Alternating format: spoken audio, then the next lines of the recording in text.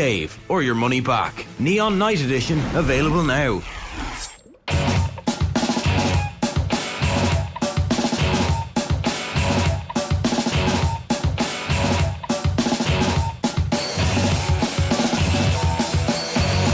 Alright, you're very welcome along. It's Monday morning. How was your weekend, folks?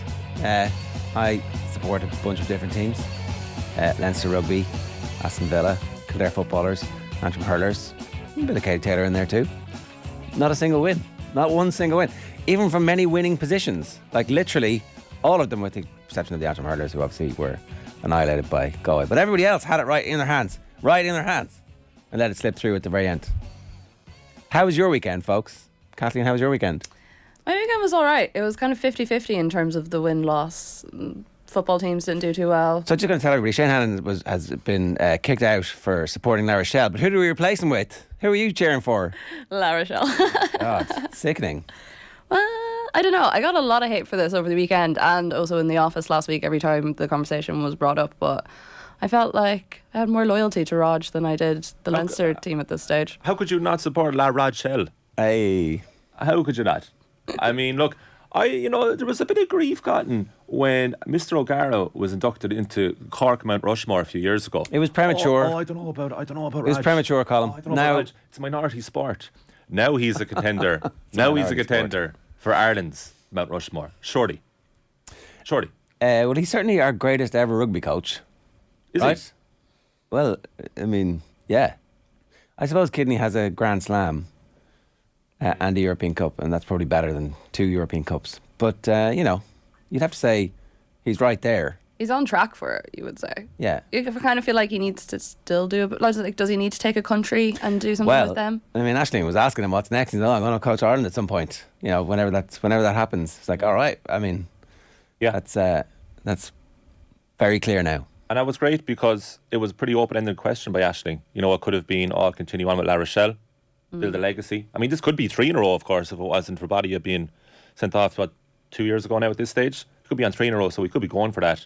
But Raj, without pretty much hesitation, I want to coach Ireland. We have actually 30 seconds of post-match ebullient Ronan O'Gara. Have a look. What is the ambition for Ronan O'Gara as a coach? Where do you see yourself? I know back-to-back champions now at La Rochelle, but where do you see yourself in the future? Of course you want to coach Ireland. That's always been the goal. But I think what you do gets you that job. There's no hard luck story. If you're the best candidate, you get it. If you're not, someone else gets it. But I'm giving it my best shot. But I must admit I enjoy the journey. I put a huge emphasis on hopefully having a healthy family and me being healthy, and I don't really look long term. All right. Can I just rain on everybody else's parade here though as well? Like, that was largely the Ireland team that got beaten, and today in the Times, Stuart Barnes is making the point that all of a sudden the Green Monsters don't look so monstrous. So put that in your pipes and smoke it, Munster/La Rochelle fans this morning. You too can feel the despair. That was the only thing that people kept coming back at me that I was like, okay, yeah, that is slightly concerning. Yeah. Oh, but thanks. also, this is how you beat us. Jamie Heaslip on the RT commentary, after the match had finished, he was like, all season these guys haven't faced adversity. They've absolutely stomped the league and they've got all the way to the final without any adversity. But as you point out, that is majority of the Irish team. They played the Six Nations. They've been together for long.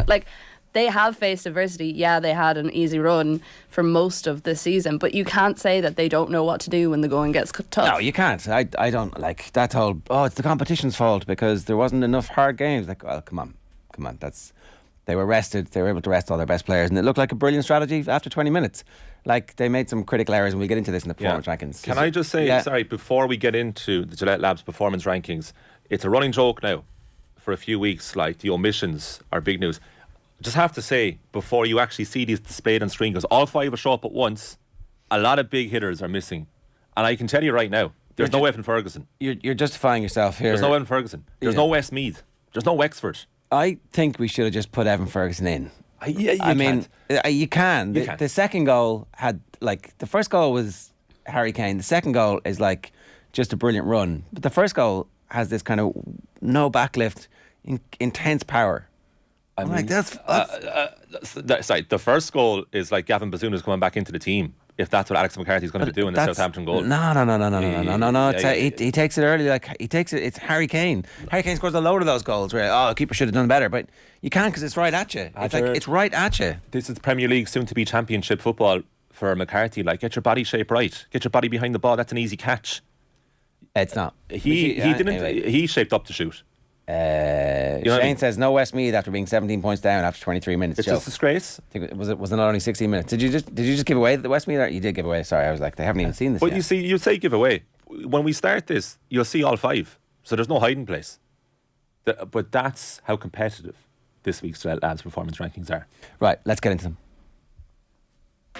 You know, that wasn't an All-Ireland winning performance. Probably should have won the game based on their second half performance. Is it a step too far to say it was the performance so far of the World Cup? Maybe not. OTB AM's performance rankings with Gillette. I'm scratching my head. That performance was just lacked that intensity. The Gillette last performance rankings. Welcome along this week for general hour and what's wrong with pain. You? What do you mean? What's wrong with me? What's wrong with you? His team. What's wrong? This is what it's all about. Like. You're losing, yes. This is what it's all about. I know. And I know as a country we prefer. You probably prefer to lose, like. No, I wouldn't. You know, it gets the grief out. I wouldn't. But the anger is on.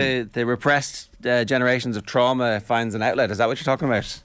17 points up. It all goes back to the famine. After 12 minutes. 16 points up we after should be 38 talking about the Munster minutes. Hurling Championship straight off the bat here. Sorry, I've ruined the tone of the show today. The Munster Hurling Championship is the be all and end all. You know, go on, have at it. Go on, sorry. Are you talking rugby? We're talking about we're starting. I don't think we should talk rugby today. There you go. There's no rugby. There you go. No. No. So, as you see, folks, we have 2 entrants from the same game. Glasgow didn't show up on Friday night, you know? I'd usually be opposed to that. Met some Toulon fans afterwards. They were very happy with their goblet of what everybody prestige. wants to talk about. I haven't even looked at the live comments, but I know you're all talking about the rugby. So I think that's a fair subtitle. Leinster threw it all away, and here's why. After 12 minutes, Leinster 17, La Rochelle 0. After 38 minutes, Leinster are 16 points ahead. But when the final whistle goes in Dublin on Saturday evening, La Rochelle have retained the Heineken Champions Cup. I will say one thing to you. This is exciting. I will say one thing to you, Ger. I'm loving this. I will say one thing to you. Rafael Nadal lost 2 Wimbledon finals in a row to Roger Federer in 2006 and 2007. The first one by 4 sets, the second one in 5 sets, and in 2008, what is often considered the greatest men's final in Grand Slam history saw Rafael Nadal finally win Wimbledon, beating Roger Federer. So, next season, the 2024 Heineken Champions Cup final, Leinster could finally get revenge, Rafael Nadal style, against La Rochelle. Does that make you feel better? It's in Spurs Stadium, is it? Is that? Am I right? It's in London anyway. I think it is in Spurs. Could we swap that out and just get Ireland to do well in the World Cup, and that'll be revenge enough for all of us? I mean, I think everybody would take Ireland bouncing back from this against now a very solid game plan. So the reason why it's so depressing is that, as I said, so Stuart Barnes is a great piece in the Times today, just to bring you all down into our world, all the rest of you Irish fans. He's saying the scrum dismantled, the big beats up front from a French, South African and All Black perspective. They're going to be looking at what Rog and Donncha Ryan did to us, and they'll be like, yeah, we can do that. Yeah, that's a great template for us. And you know, the French, the 3 that they have, Aldrit, Antonio, and who's the third one? I've just forgotten. Dante, what a player. I'm like, oh my god. We can be a monster mode and very hard to beat, said their lock afterwards. And he's saying Tyke Furlong has diminished to the point where he needs to be at 100%, but he's not at 100%. He's saying Andrew Porter is a pile driver of a player, but got devoured in the scrum by Antonio.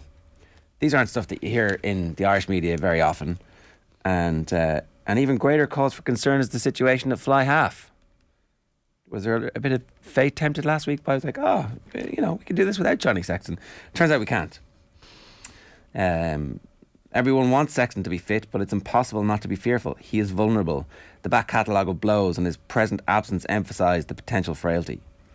But then he goes on to explain how Ross Byrne, not really the same. I noted Ross Byrne missing 2 of his first 3 conversions as well. I mean, 4 more points handy to have. Yeah, hit the post, both of them, like they were tight angles. They were tricky. You would hope that the first one that hit the post, the second one then is a rangefinder. Like, I mean, I've never kicked under pressure in a Even Champions the Cup one he final. scored, though, like the third in that series, it was like he didn't strike it particularly well. Like, it just made it over the bar, and it wasn't like it was particularly far out or anything. You know, sort of thing you would have expected him to be able to get a lot more force and power behind. Yeah, and maybe that fed into their decision. So certainly he turned down the penalty when so Leinster won a penalty in the 75th, 76th minute, whenever, and then they kicked to the corner and they had 2 minutes of pressure before the red card, which ended the game essentially. And they're saying that they backed him. That's his decision because he feels whether or not, and that's fair enough. But why didn't they go for a drop goal? Why didn't they line up for a drop goal? They were absolutely right there. You were there, Ger. What was your feeling at the time? Go for goal. Take the drop goal. Yeah. I mean, I did feel like if you score a try here, you're going to win the game. So like, Well, when they kicked to the corner, were you happy at the time? Try and score the try. Well, there's long enough left. There was long enough left. I think that's been overblown. People calling it possible Leinster arrogance, like, oh, we'll get a try, don't worry. But there was enough time. I understood the ambition. I think there was long enough left. You're giving the ball back to them, and you've had. So you're down. Are they already down? Was Keller gone? Keller was gone at that stage.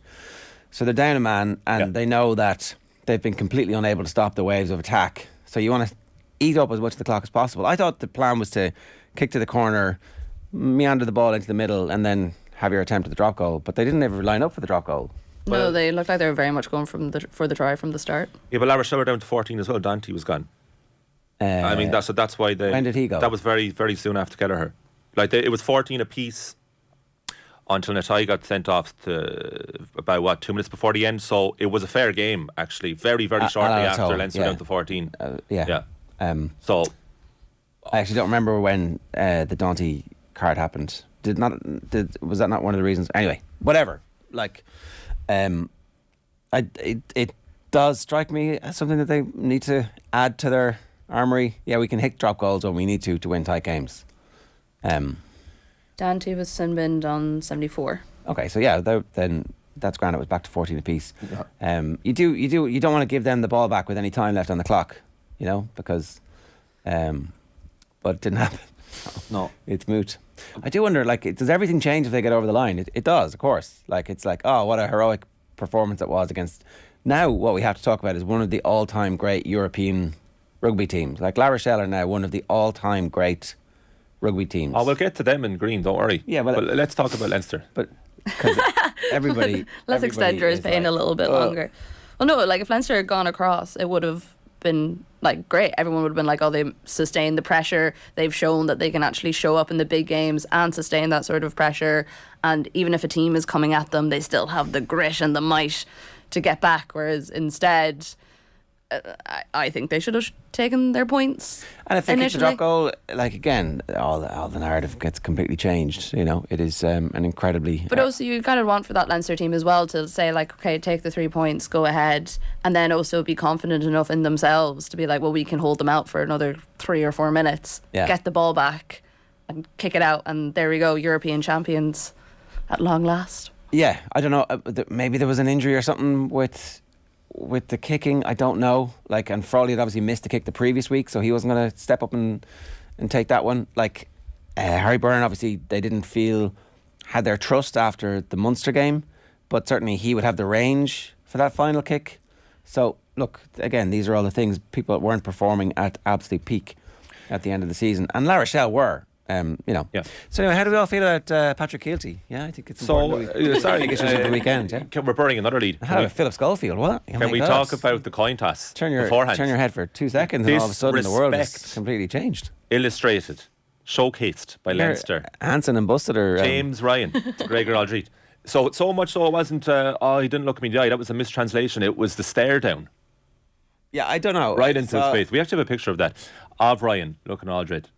I found it. Look at that. That's Roy Keane McCarthy stuff. I found it a bit strange. Like, if he had genuinely not looked him in the eye, I would have been like, that was a bit more offensive than trying to stare him down. Like, you're the captain of like one of the great European teams before a game. Like, of course you're going to try and do a bit of intimidation or. There's no. It actually smacks of a lack of self-belief. Like, why don't you just be respectful beforehand? I'll see you out there, in a good way, not a Liberty Tunnel way. You've obviously been fed the talk. Are you a plant? Who are you? Well, surely they were in the wrong. Did you just retire from La Rochelle? Look, Leinster's start was phenomenal. It's one of the best starts to a match I've seen all season. I don't know what happened after that. Like, I mean, maybe the half-time tussle changed everything, changed their focus. None of this matters. The stare down beforehand, the rooms in the building, none of this matters. La Rochelle are better than Leinster slightly. They're like, 0.0001% better than Leinster, and they're have actually been exactly 1 point better than them. well over the last 3 seasons, and that's the reason why. That's the reason why at the end of those 3 games now, they have got the better of Leinster. Like, But it's not a crisis, is it? For who? For Leinster. Because I was hearing over the weekend, it was like, it feels like the end of an era. And I've been WhatsApp groups with a lot of Leinster supporters saying, you know what, Jamieson Gibson Park, when it comes to it, just doesn't have it. James Lowe, when it comes to it, just doesn't have it. Well, that's absolute bollocks. That's too much, isn't it? That is absolute bollocks, right? I mean, they are the worst sort of fans that you can possibly have. I'm smiling away, Ger and Kathleen, reading these texts. Yeah, they made mistakes. They made big mistakes in the game. They absolutely made big mistakes in the game. But Lowe is just back from injury, and Jamieson Gibson Park has been a transformative figure in Irish rugby under Andy Farrell. He is at the centre of all of our best performances under Andy Farrell, which has taken our national side to number 1 in the world. We just won a Grand Slam. We just won our first ever series down in New Zealand. All because Jamieson Gibson Park is a world-class scrum half. He didn't have his best game. Made some mistakes under pressure. So maybe the game plan was wrong. But the notion that they are not going to be good enough to play for Ireland or Leinster into the future is absolute bollocks. The anger's on. Well, look, in a brighter spark, Dan Sheehan is so mobile and fast. He could be a centre or even a winger. Yeah. Like, so there's a lot of green shoots here, Ger. Like, a point isn't that bad to the best team in Europe. You would hardly call it green shoots. Like, this is a very established team that it's like... He's being patronising on purpose. Okay, so how would you assess the last 2 seasons, Ger, Leinster fan? Trophyless. Was it all worth it? Everything is worth it. They felt alive, right? Yeah, all you want to do is you want to feel alive, and they brought the team to the brink of glory twice. And they've come up, as I said, against one of the all-time great European teams. The fact that it's Ronan O'Gara makes it more painful for Leinster fans because, and there's a different scenario where he could have been coaching Leinster at some point, maybe. But anyway. You're full faith in Leo Cullen? Yeah, absolutely. Yeah, this whole thing about they've definitely underachieved. Like, they created all those players. A bunch of those players weren't going to be as good as they are without the coaching of Lancaster and without the coaching and the management of Leo Cullen. So, you can't say, he's got this team of Galacticos. Yeah, well, they helped them become Galacticos. If Leo Cullen didn't replace Joe Schmidt, there was the whole Matt O'Connor thing in between. Wasn't it? I got my times wrong. Maybe I've got my times wrong. Have I got my times wrong? What were we saying? Oh, now I've lost it now.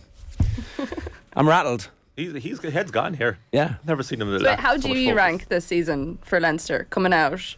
That's really disappointing. But not just disappointing. Is it a failure of their season? The fact that they dominated, were on top for so long, and didn't come out with the title at the end. It's not. This isn't a Leinster team where you're like, it's good enough to get to finals. No, but it's also sport, and the outcome is in jeopardy because we don't know what's going to happen. This isn't there's no. But we know the result of the season now. We have it in front of us. I saw somebody tweeting us yesterday going, they're just like Arsenal, aren't they? Yeah, exactly. West Ham and La Rochelle are the same thing. Muppet. I love your mocking voice. It's the same for everyone. That WhatsApp group, the Leinster WhatsApp group, is alive and well this morning. I think Ger is overstating it, and it's not bollocks either. Well, of course, man who says something. There are players that can be improved upon. Sometimes I think you're just in WhatsApp groups for the content column. You just sit there and you're sorry, my mate said this morning. Just finding the most controversial ones you can. Rory Larmer's in straight away. Head's gone. Ger's head's gone this morning. The mates don't exist. That's the truth about this. They are AI. No, this is stuff that you would like to have the boss to say yourself, but don't. Yeah. Oh! There you go. Oh, wow. That's when he's really serious. Yeah, you're bringing it now. They change the tone. No, I am saying everything. No, you're saying everything. I've said everything. Leinster in red, and rightly so. You said it all. Yeah. But overall, good season for Leinster. I mean, it's not a good season when you it's been a continuous period of difficulty, and look, they have to more than get over it. That's it. They have to. the South African influence will come in next season, and we shall see how that goes, and hopefully it goes well. Look, Alan Quinlan and James Tracy were on commentary for Off the Ball over the weekend for this match. We'll have Alan Quinlan in after the first ad break. Quinlan's opinion that Leinster did not throw this away. I was right. They didn't blow it. I was right. They didn't blow it. Matt O'Connor was the coach beforehand, right? Where the same resources, the same available selection, and the team was absolutely abysmal. Terrible to watch. No ambition to play. And then Leo Cullen comes in, takes a little while to get going, but is humble enough to take on coaching advice from around the world, and Graham Henry first, and then ultimately Stuart Lancaster, rekindles the career of Stuart Lancaster, and turns this team of kids into now what everybody says, it's a team of Galacticos. How could you not win with that? It's like, well, we made them Galacticos. Like, we're the ones who are responsible for their evolution and development. So, I've been told by the producer to move on. Right. Let's go into the other red. Kerry. Their first defeat at Fitzgerald Stadium in 40 matches. Mayo kicking 119, losing 17 points to 119. Does this matter, Ger? Yes, this matters. I was chatting to James O'Donoghue on the show before the game kicked off because he was doing comms down for us down in Kerry, and he was so excited. He was like, it's a beautiful day in Killarney, and he was like, Mayo have made a few changes. They don't have Paddy Durkin. I really think Kerry can take them. Went to him about 30 minutes into the first half, and you can almost hear the despair in his voice. Like, it had changed completely, and he was like, Mayo should have had about 2 goals at this stage. Kerry looked totally off the pace. And like, you could hear it from the way he was speaking that he was like, today isn't going to be a good day for us. I think it matters for loads of different reasons. That, like, Kerry will have to go and lick their wounds, and they've got plenty of opportunity to do that over the next couple of weeks before we see them now in a preliminary quarter-final, more than likely. I think that'll be at home for them if they finish second in the group. This is all still very Nations League-y when it comes to working out the prognostications. But it means Mayo are genuine All-Ireland contenders again. Like, you can't go to a full Fitzgerald Stadium in Killarney and control the game from start to finish and then not be considered genuine All-Ireland contenders. This is exactly what we needed the first round out. Like, again, it goes to show that the provincial championships should just be their own thing and not connected whatsoever to the later competition. The later competition for Sam Maguire should be a standalone competition. It's great for Galway that they won this year. It was great for Roscommon that they reached the final, blah, blah, blah. The Ulster final. Well, there'll always be an asterisk beside that game. But I think this does matter. And I think the fact that it was a full house and it's a 5-point win for Mayo. Yeah. While I was being trolled by one of our friends who may or may not be travelling in South America about the Leinster one, it was great that there was a bit of back and forth. There was something else you can give back to the Kerry people. So I know the Kerry Mafia are not taking this well. No, my thoughts are with them this morning. Did you see Owen Sheehan's face? I did. Jesus. Broke his nose cycling. He did. Still watched all the sport. The commitment knows no bounds for that man. Yeah. Overall. But look, we won't know if this is this. He's okay though. He's okay. Yeah. That's absolutely say that. Look, we won't know if this newfangled Sam Maguire competition is actually going to be a success until we're done with the first go, right? Oh no. There could be something in this. It's way better than the crap that there was, but it's nowhere near as good as it could have been if they'd just gone with the good proposal that they had. Like, we would have had this earlier in the year. Proposal B, by any chance? Probably. Look, we'll move on because the Munster Hurling Championship, like, I have it there, cruel Munster Hurling Championship, talent punished, which I think is fair, and that's why it's in the red, because I actually feel bad putting my own province in the red here after that. Another incredible day of Munster Hurling Championship. Limerick and Tip drawing, they were 9 times level in this game. Another sending off for Limerick, Barry Nash. Their discipline, like, the poor discipline knows no bounds. We've been talking about this so far this year. What's the story with Kylie's men? Like, why can't they keep it all together? But it's a different problem that they had yesterday, which was seemingly a bit of complacency. Would you agree? I don't know if complacency is the right word, because there was so much. They didn't look at it. They didn't look like their usual intense selves. But they haven't really looked like that a lot this season. Like, I don't think yesterday was necessarily a different thing, and I don't know if it's complacency or if this is just a team that's struggling to motivate itself, because there was so much on the line yesterday. If there was any game that you were going to have a bit of get up and go, it had to be yesterday, because it was essentially do or die for them. Yeah, but how did Limerick, it was a few weeks ago, Shane Hannon sitting in this very chair, lamenting the fact that Limerick are as dominant as the Dublin footballers were a few years ago. So how did Limerick find themselves in a position yesterday where they very feasibly could have been knocked out of Munster? Well, the Munster Hurling Championship is too... So there you go. It's too hard. And can they do anything about this to change the fact that a very, very good side will always exit the championship way too prematurely? Well, we were happy enough with the two teams going last year, thinking, well, we're not really missing anything here, because there has generally been one of the teams in crisis whenever the round robin has been played, and so you can kind of scratch them off in Waterford of this year's version. But this year you can't. And there could still be something a little bit kooky over the final games. So I think it's ridiculous to put the Munster Hurling Championship in red. You're. But I'm not though. I'm putting pedantically. I'm putting the cruelty of the fact that a great team goes out. Also, look, we have to mention Westmeath's ridiculous comeback against Wexford. I actually think that was talked about more in the YouTube comments this morning than Leinster initially.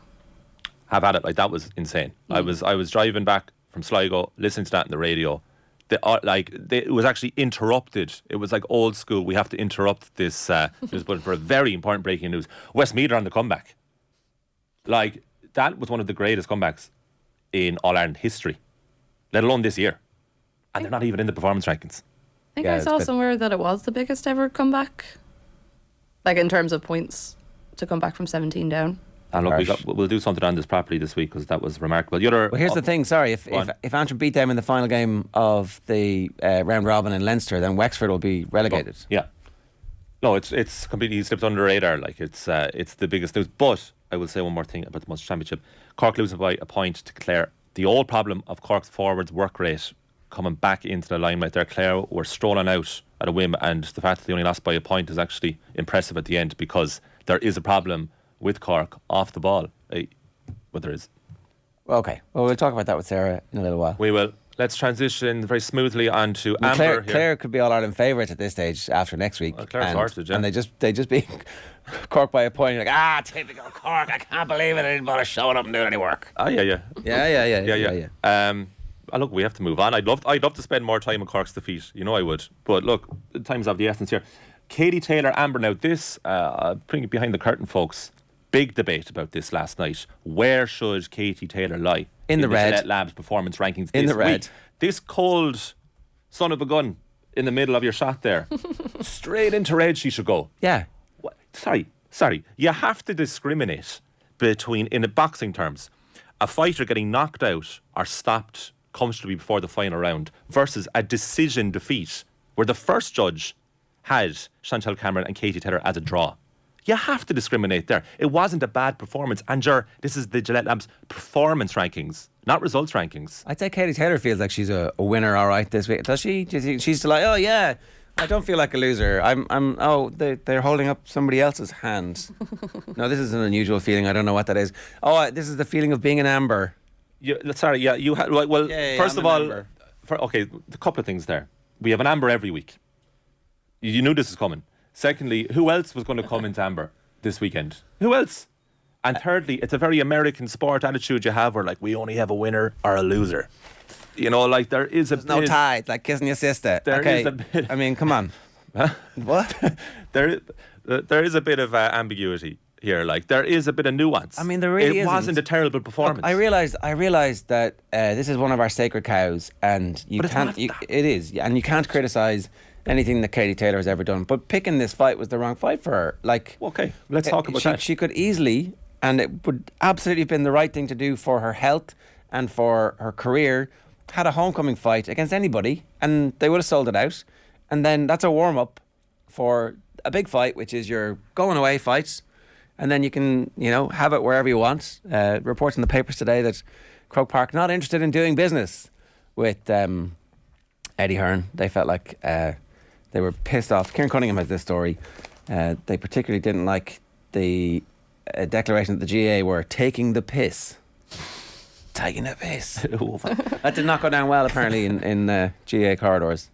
I generally agree with Jer's opinion that Katie Taylor should probably be in the red. No, because I think if you look at Katie Taylor and everything she's done in her career and how she looks at herself, that like she obviously would be disappointed and obviously like wanted to win that fight. I don't necessarily agree with the point though that like she should have just taken an easier fight and would have had like a big oh yay it's a nice day out or whatever. She's never done that. But that's what all boxers do. There's nothing wrong with that. No, like no. You don't have to always be the. But like you know what, like for her and what the legacy she has built for herself over the last like 7, 8, 9 years, like she doesn't want that for herself, and like she was never going to come back to Ireland and just take some easy fight for the sake of doing it and have like a big flashy moment, because that's not what Katie Taylor wants to do. And like I do appreciate that about her. I do think maybe she could have chosen an opponent that was a bit smarter or maybe a bit more middle of the road. Yeah, somebody who's not 3-inch reach, 3-inch height advantage, and also just a bigger fighter. Like that just didn't make any sense from a business perspective. And this isn't really just sport. This is a business.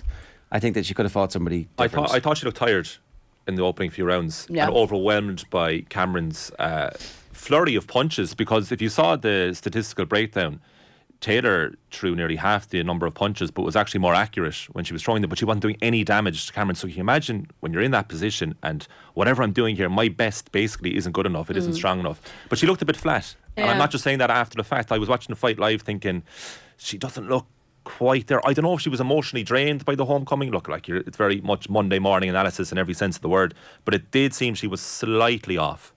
Let's hear from Eddie Hearn. So Eddie, it wasn't the fight for Katie Taylor tonight. It's not what the Irish wanted, not the result the Irish wanted. No, but it was a great fight. And, you know, when you're in a great fight, you're in a tough fight, you're in a 50-50 fight, you can get beat. And Chantel Cameron was fantastic tonight. I thought it was a very close fight. I thought Chantel just edged it, and Katie will be devastated, but will be desperate to do it again. Katie, we know her for her pace. I didn't see that as much tonight. Yeah, she looked really tired, like even in the first round. And I don't know, I hate to take away from what Chantel did. Her body work was great, and she needed to start the fight fast, and she did from the first round. But Katie looked really tired. I know the ring walk was long, and it was so emotional. Like, I don't know whether that was draining. I felt really emotional watching her getting in the ring and seeing the crowd, but you know, Chantel was really calm in there tonight. She knew what she had to do and she executed the game plan perfectly. Yeah, a really powerful fighter. Was it a risk to jump up in weight class? We talked about this. Yeah, maybe. I mean, Chantel's boxed at super featherweight, she's boxed at lightweight. She was the bigger fighter in there tonight, but Katie wants to take risks. You know, she tried to make history tonight. She wanted that fight, she wanted the homecoming, and she'll still believe she can beat her. She hasn't come out to speak to the public just yet, and we can't blame her for that whatsoever. She put on an amazing show tonight. Have you got a chance to speak to her? Yeah, I spoke to her in the ring. I mean, she was exhausted. She was devastated. She'll cry herself to sleep tonight, you know, and she'll probably won't sleep much till the rematch date's confirmed. Yeah, so there will be a rematch, it looks like. Should there be? On what level? Would you want to see that fight again? I don't want to see any of the Irish fighters ever fight again once they've made their money or won a world title. I feel like that the sport, it's a law of diminishing returns in terms of your health. It's just so dangerous. Yeah, like I had forgotten about the intense experience it is to watch a fighter in a top level boxing match when you have a proper fighter that you actually want to win. It is excruciating to watch. Yeah, it is so like. I was flinching at some of the punches, you know, and you forget that because it happens so rarely. That was the first huge Irish boxing contest we've had since 2011, and I do want to experience it again, but it was tough to watch at the end. Yeah, well, I always feel very guilty watching these fights because what they're putting themselves through and the punishment and what's coming in later life for fighters. Yeah. You know, we know far more about it now even than we did 10, 15, 20 years ago. So she's 37 in July. Maybe one more fight. I think it was always only going to be one more fight. And look, if it's not going to be in Croke Park and if it is going to be a revenge fight, then maybe. I would like to see a Croke Park fight, I have to say. By the way, sorry, before we move on from this, God love anyone, whoever was sitting behind Conor McGregor, if they paid, if they dropped a couple of K for that ticket, like, they're not seeing anything. The guy was up constantly, standing up. Do you tell him to sit down, like? Can you tap Conor McGregor on the shoulder? That's what we were debating. We were watching it live. It's like, how do you approach this? Like, anyway, let's move on. Yeah, so we're into green. We want to talk Premier League.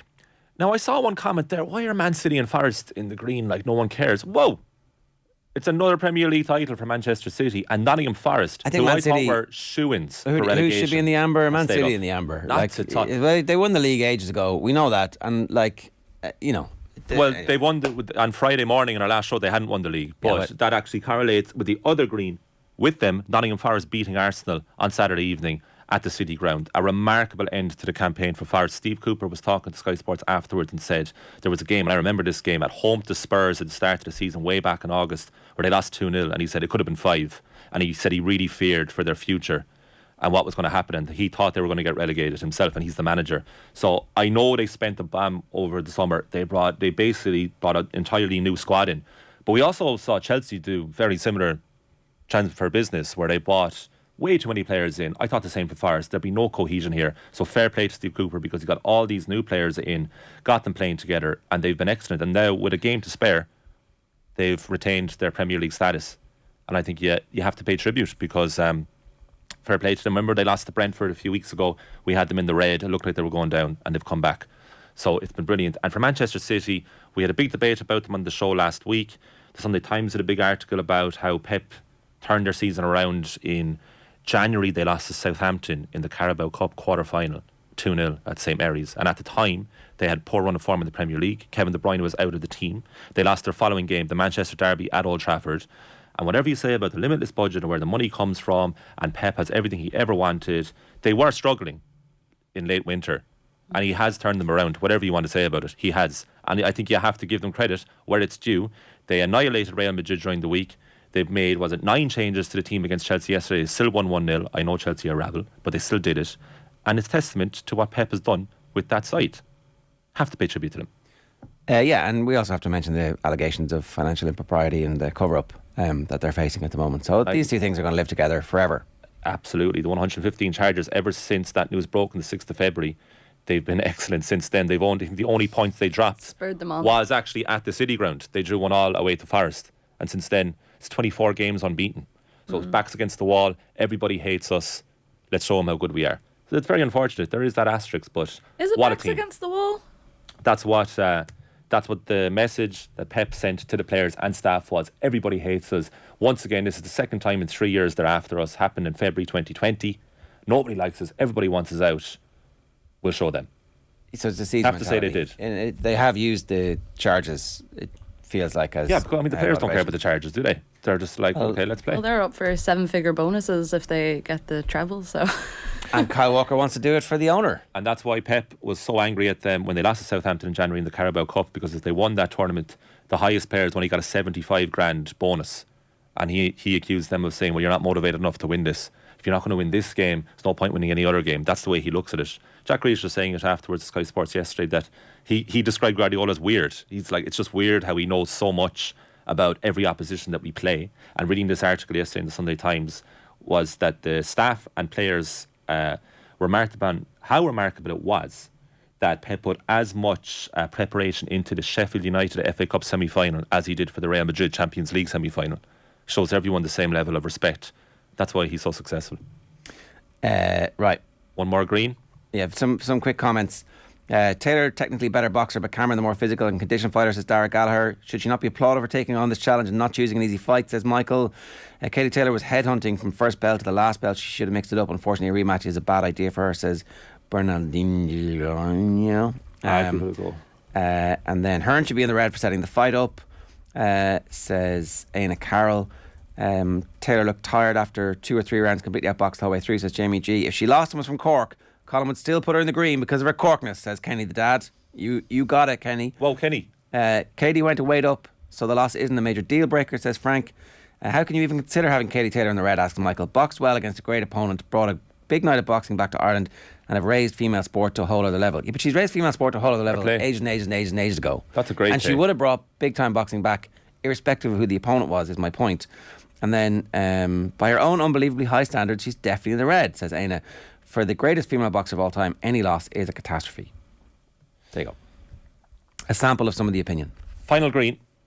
We're going to bring it right back to the rugby again. A beautiful little cycle here that we're going on this morning on the Labs Performance Rankings. It's Raj, it's Ronan O'Gara. I said at the start, I wanted to leave it till now, but I just couldn't contain my excitement. He's not just a contender for Cork's Mount Rushmore, it's Ireland's Mount Rushmore. What a job he's done at La Rochelle. They were playing D2 rugby as recently as 2014. I know he inherited a very talented side, but he's getting the best out of them. And to retain the Heineken Champions Cup, to do it at the Aviva Stadium against an all-conquering Leinster, which they have been all season.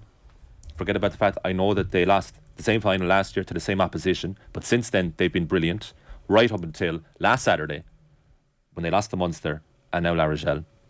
You have to give Ron O'Gara immense credit for that. Also, the start, they had 17-0 down in no time. They were totally overwhelmed. This was the question I was thinking at the time was like, God almighty, they might not just lose this, it might be an embarrassment. What a comeback. Is there anything more to be said? No. Why not? No more to be Why said. not?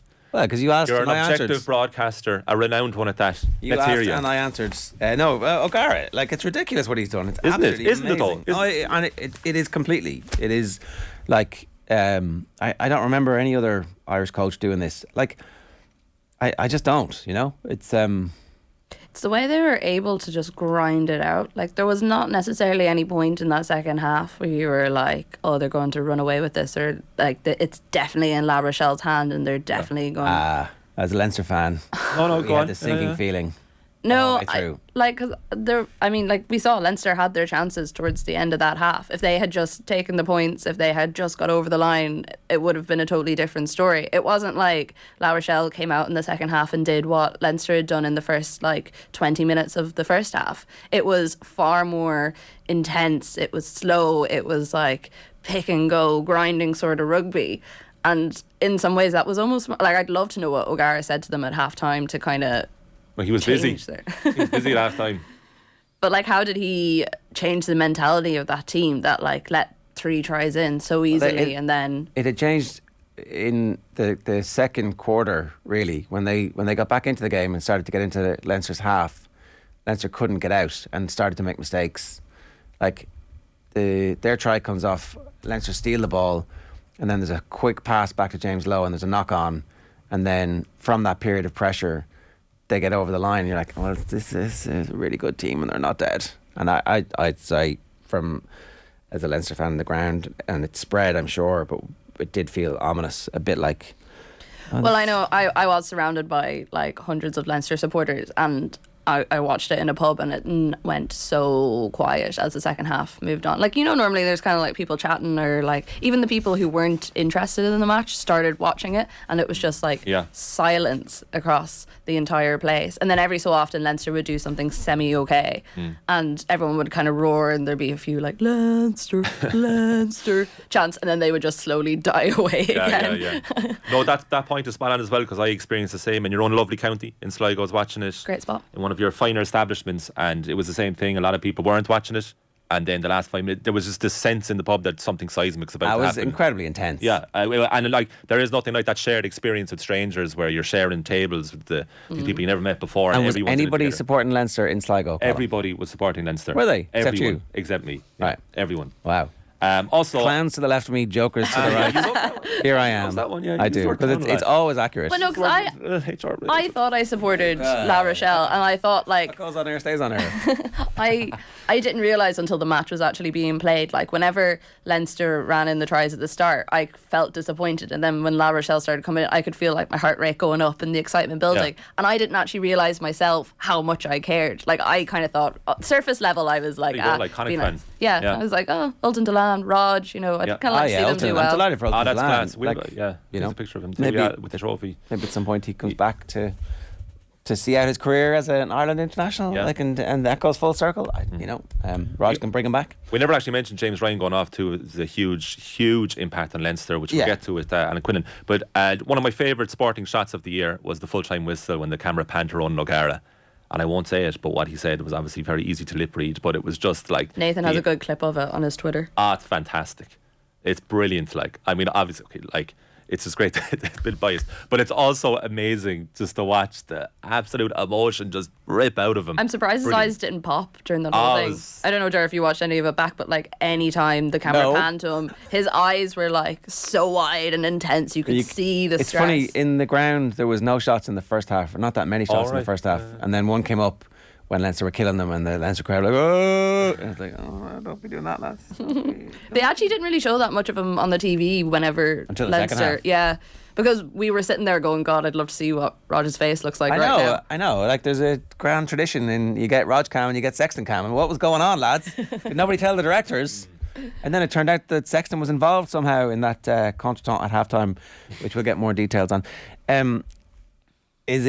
I don't really know if I should talk about this, but I had an emotional hedge. I remember being in a game one time, and somebody explained to me, you bet against your team as an emotional hedge.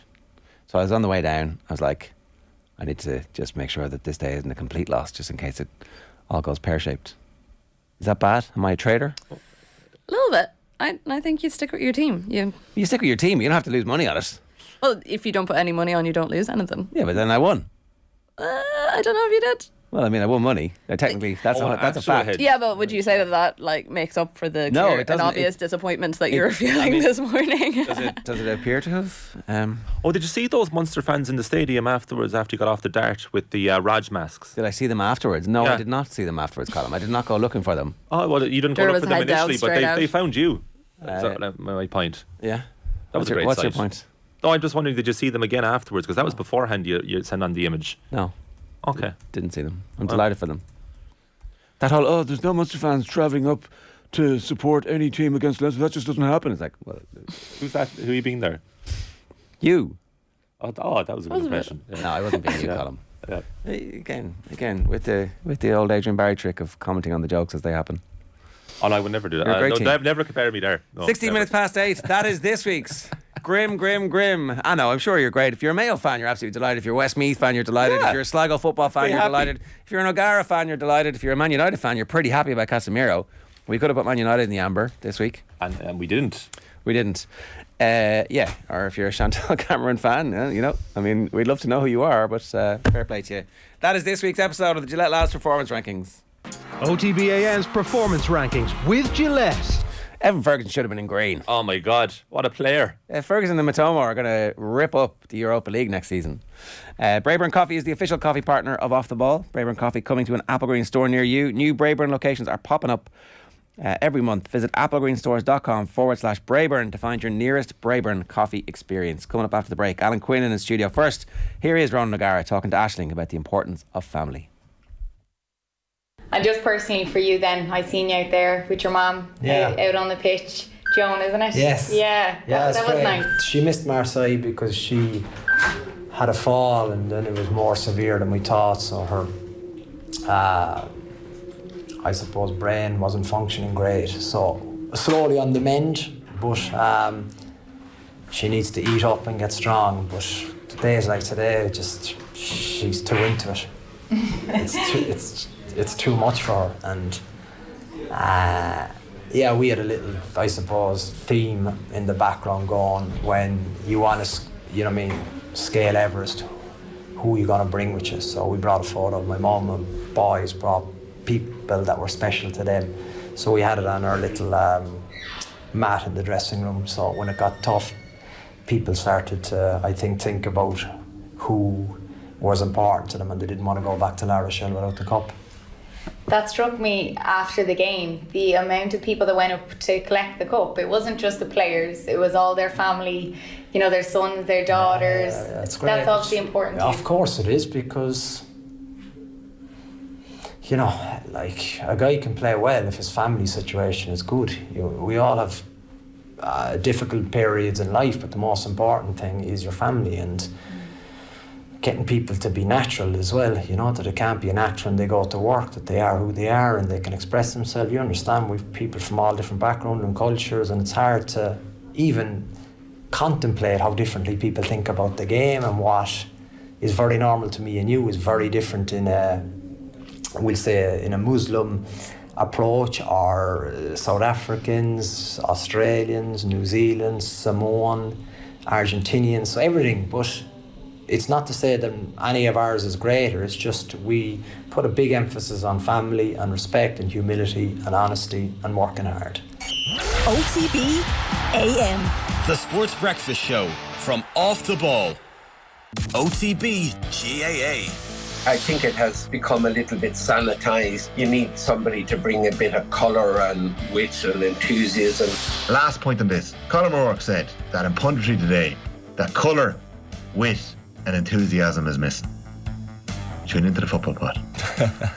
Paddy Anders and James Donoghue will bring it for you. Subscribe to the OTB GAA podcast feed wherever you get your podcasts. OTB AM with Gillette Labs. Get the ultimate shave or your money back. Neon Night Edition available now. Right, 20 minutes past 8 this Monday morning, and Alan Quinlan is with us to talk to us about La Rochelle's victory, Leinster's defeat. Alan, good morning to you. How are you? Ger, how are you? I'm all right. Disappointing weekend. Yeah. Not for the Munster fan over here, the Rog fan. Yeah, you were saying to me last night, "Geez, you must be delighted."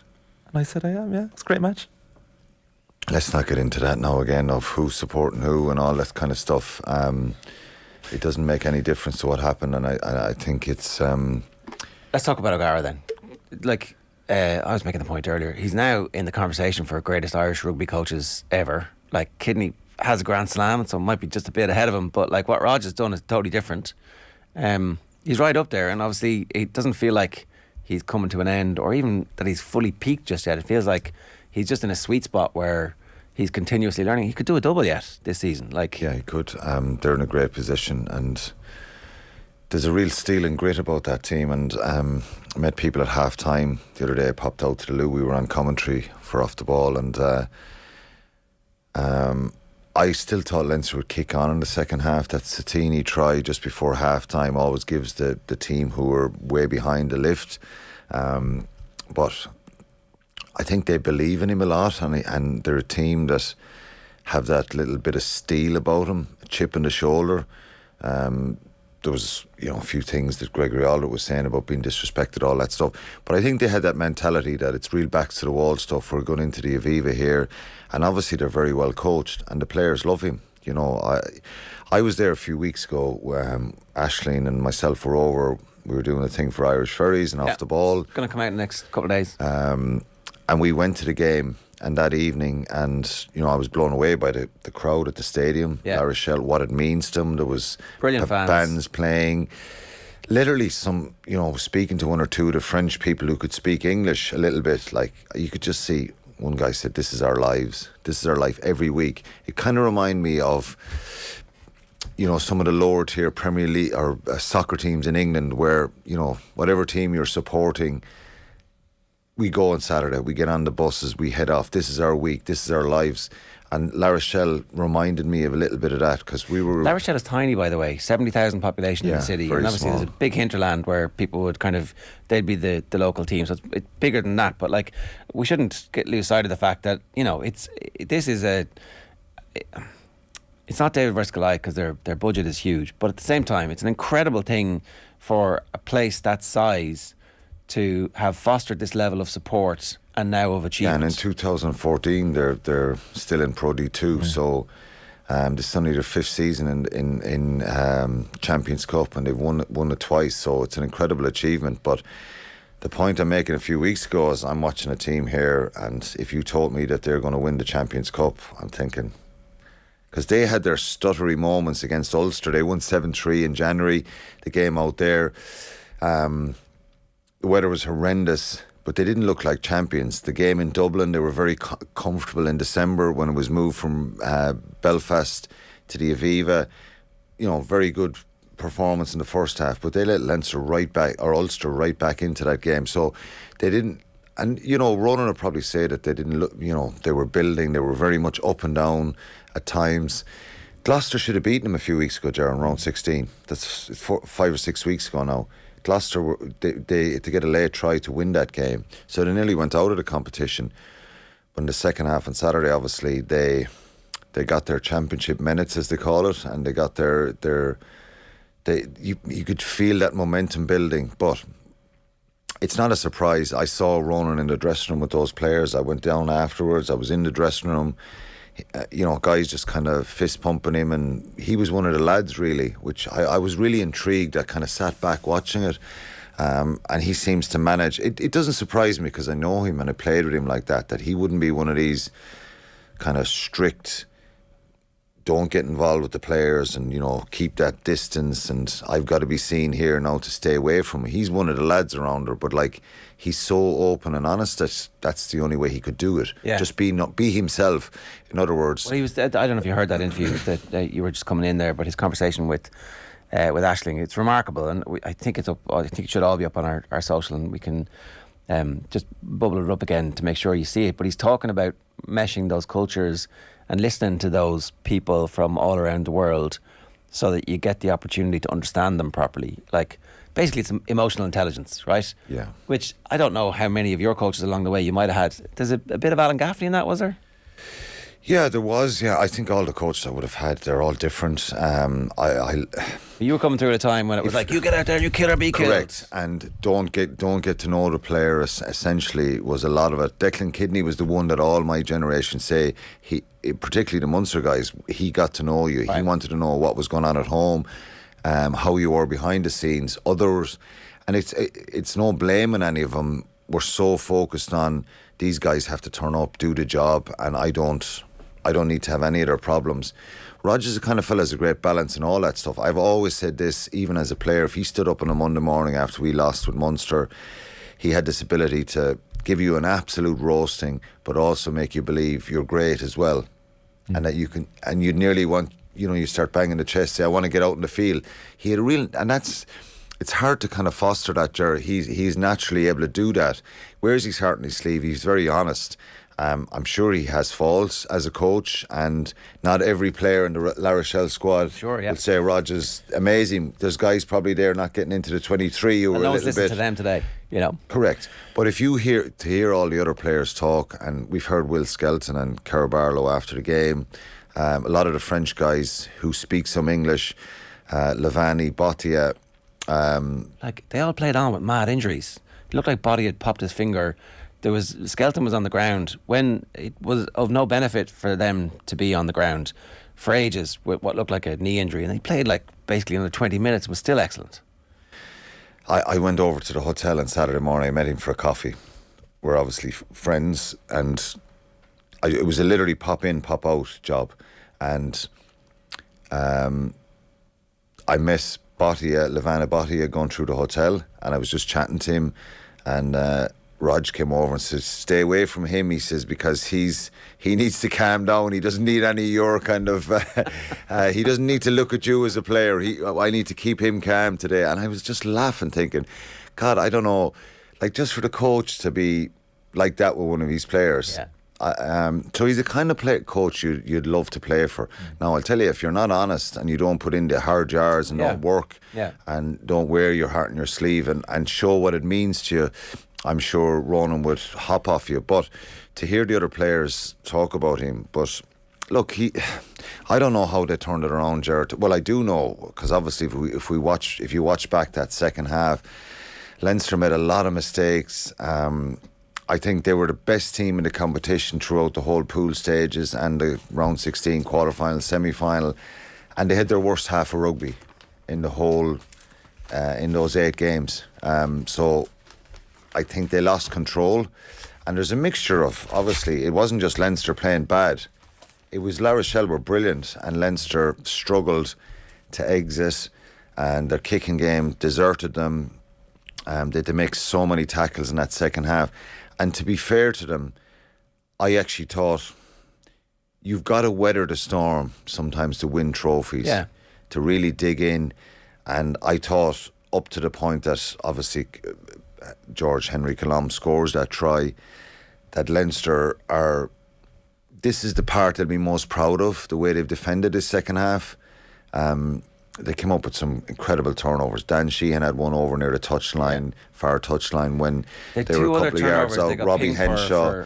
The one in Caelan Doris for me is very, very questionable. And they kicked that penalty, La Rochelle. There's not enough La Rochelle players there clearing him out. Jacob Piper said he had hands in the ground.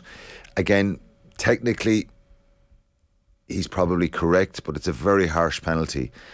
And, again, the referee comes into focus, but I don't know. I thought Jacob Piper was hard on La Rochelle in the first half and maybe a little bit hard on Leinster in the second half. So it was a mixture. But I thought the referee wasn't the influential factor in this game at all. I thought he had a good game, Jakob Piper, and it's not a game that you could start saying the referee's at fault here. Just going back to Leinster's performance, for you, what did they do different tactically versus last year's final to start so well?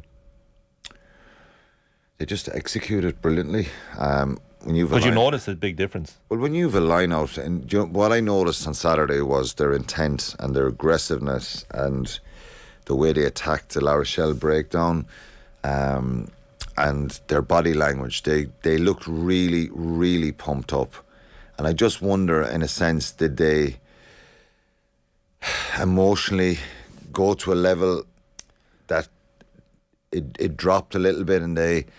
Like, it wasn't as if they lacked any sort of effort in that second half, but I think they lacked a little bit of calmness and a little bit of rugby intelligence, in a sense, about control.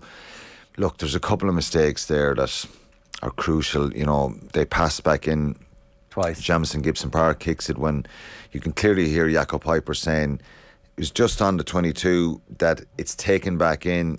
His kick goes out in the full. You're just psychologically, La Rochelle are going again, line out. James Lowe did the same thing, basically. James Lowe sliced off the boot, and then he cleared another one as well. So there was 3 kicking incidents there that are unlike Leinster, and they're still brilliant players and they're still world-class players in that Leinster team. But just a couple of those things, and they started, like, they were just very surprising. You're like, wow, that's not Leinster. They usually do those simple things really, really well, and when you think of their kicking game early on, and you know the 50-22 from James Lowe, sublime, incredible. Yeah, the way they executed that, and it just maybe it's down to the pressure and the level of pressure, and that La Rochelle are a team that are really tough and gritty, and they're so hard to shake off. Most teams would have bottled and kind of, you know, went away after being 17 points down. But there's a fair bit of steel about them, to be fair. I think one of them afterwards said our plan was, look, they're going to start really well, and if it's 20-0 at 20 minutes, and it was 17-0 at 20 minutes, so we were calm under the post going. They didn't have that conversation, Jared, as regards, well, if we're 20-0 down. I think of course, it was probably mentioned just here. In case. And you know what? It's like ticking every box. So you look at the permutations before a sporting event, and you think, obviously, we want to score early. We want to start well. We want to silence the crowd.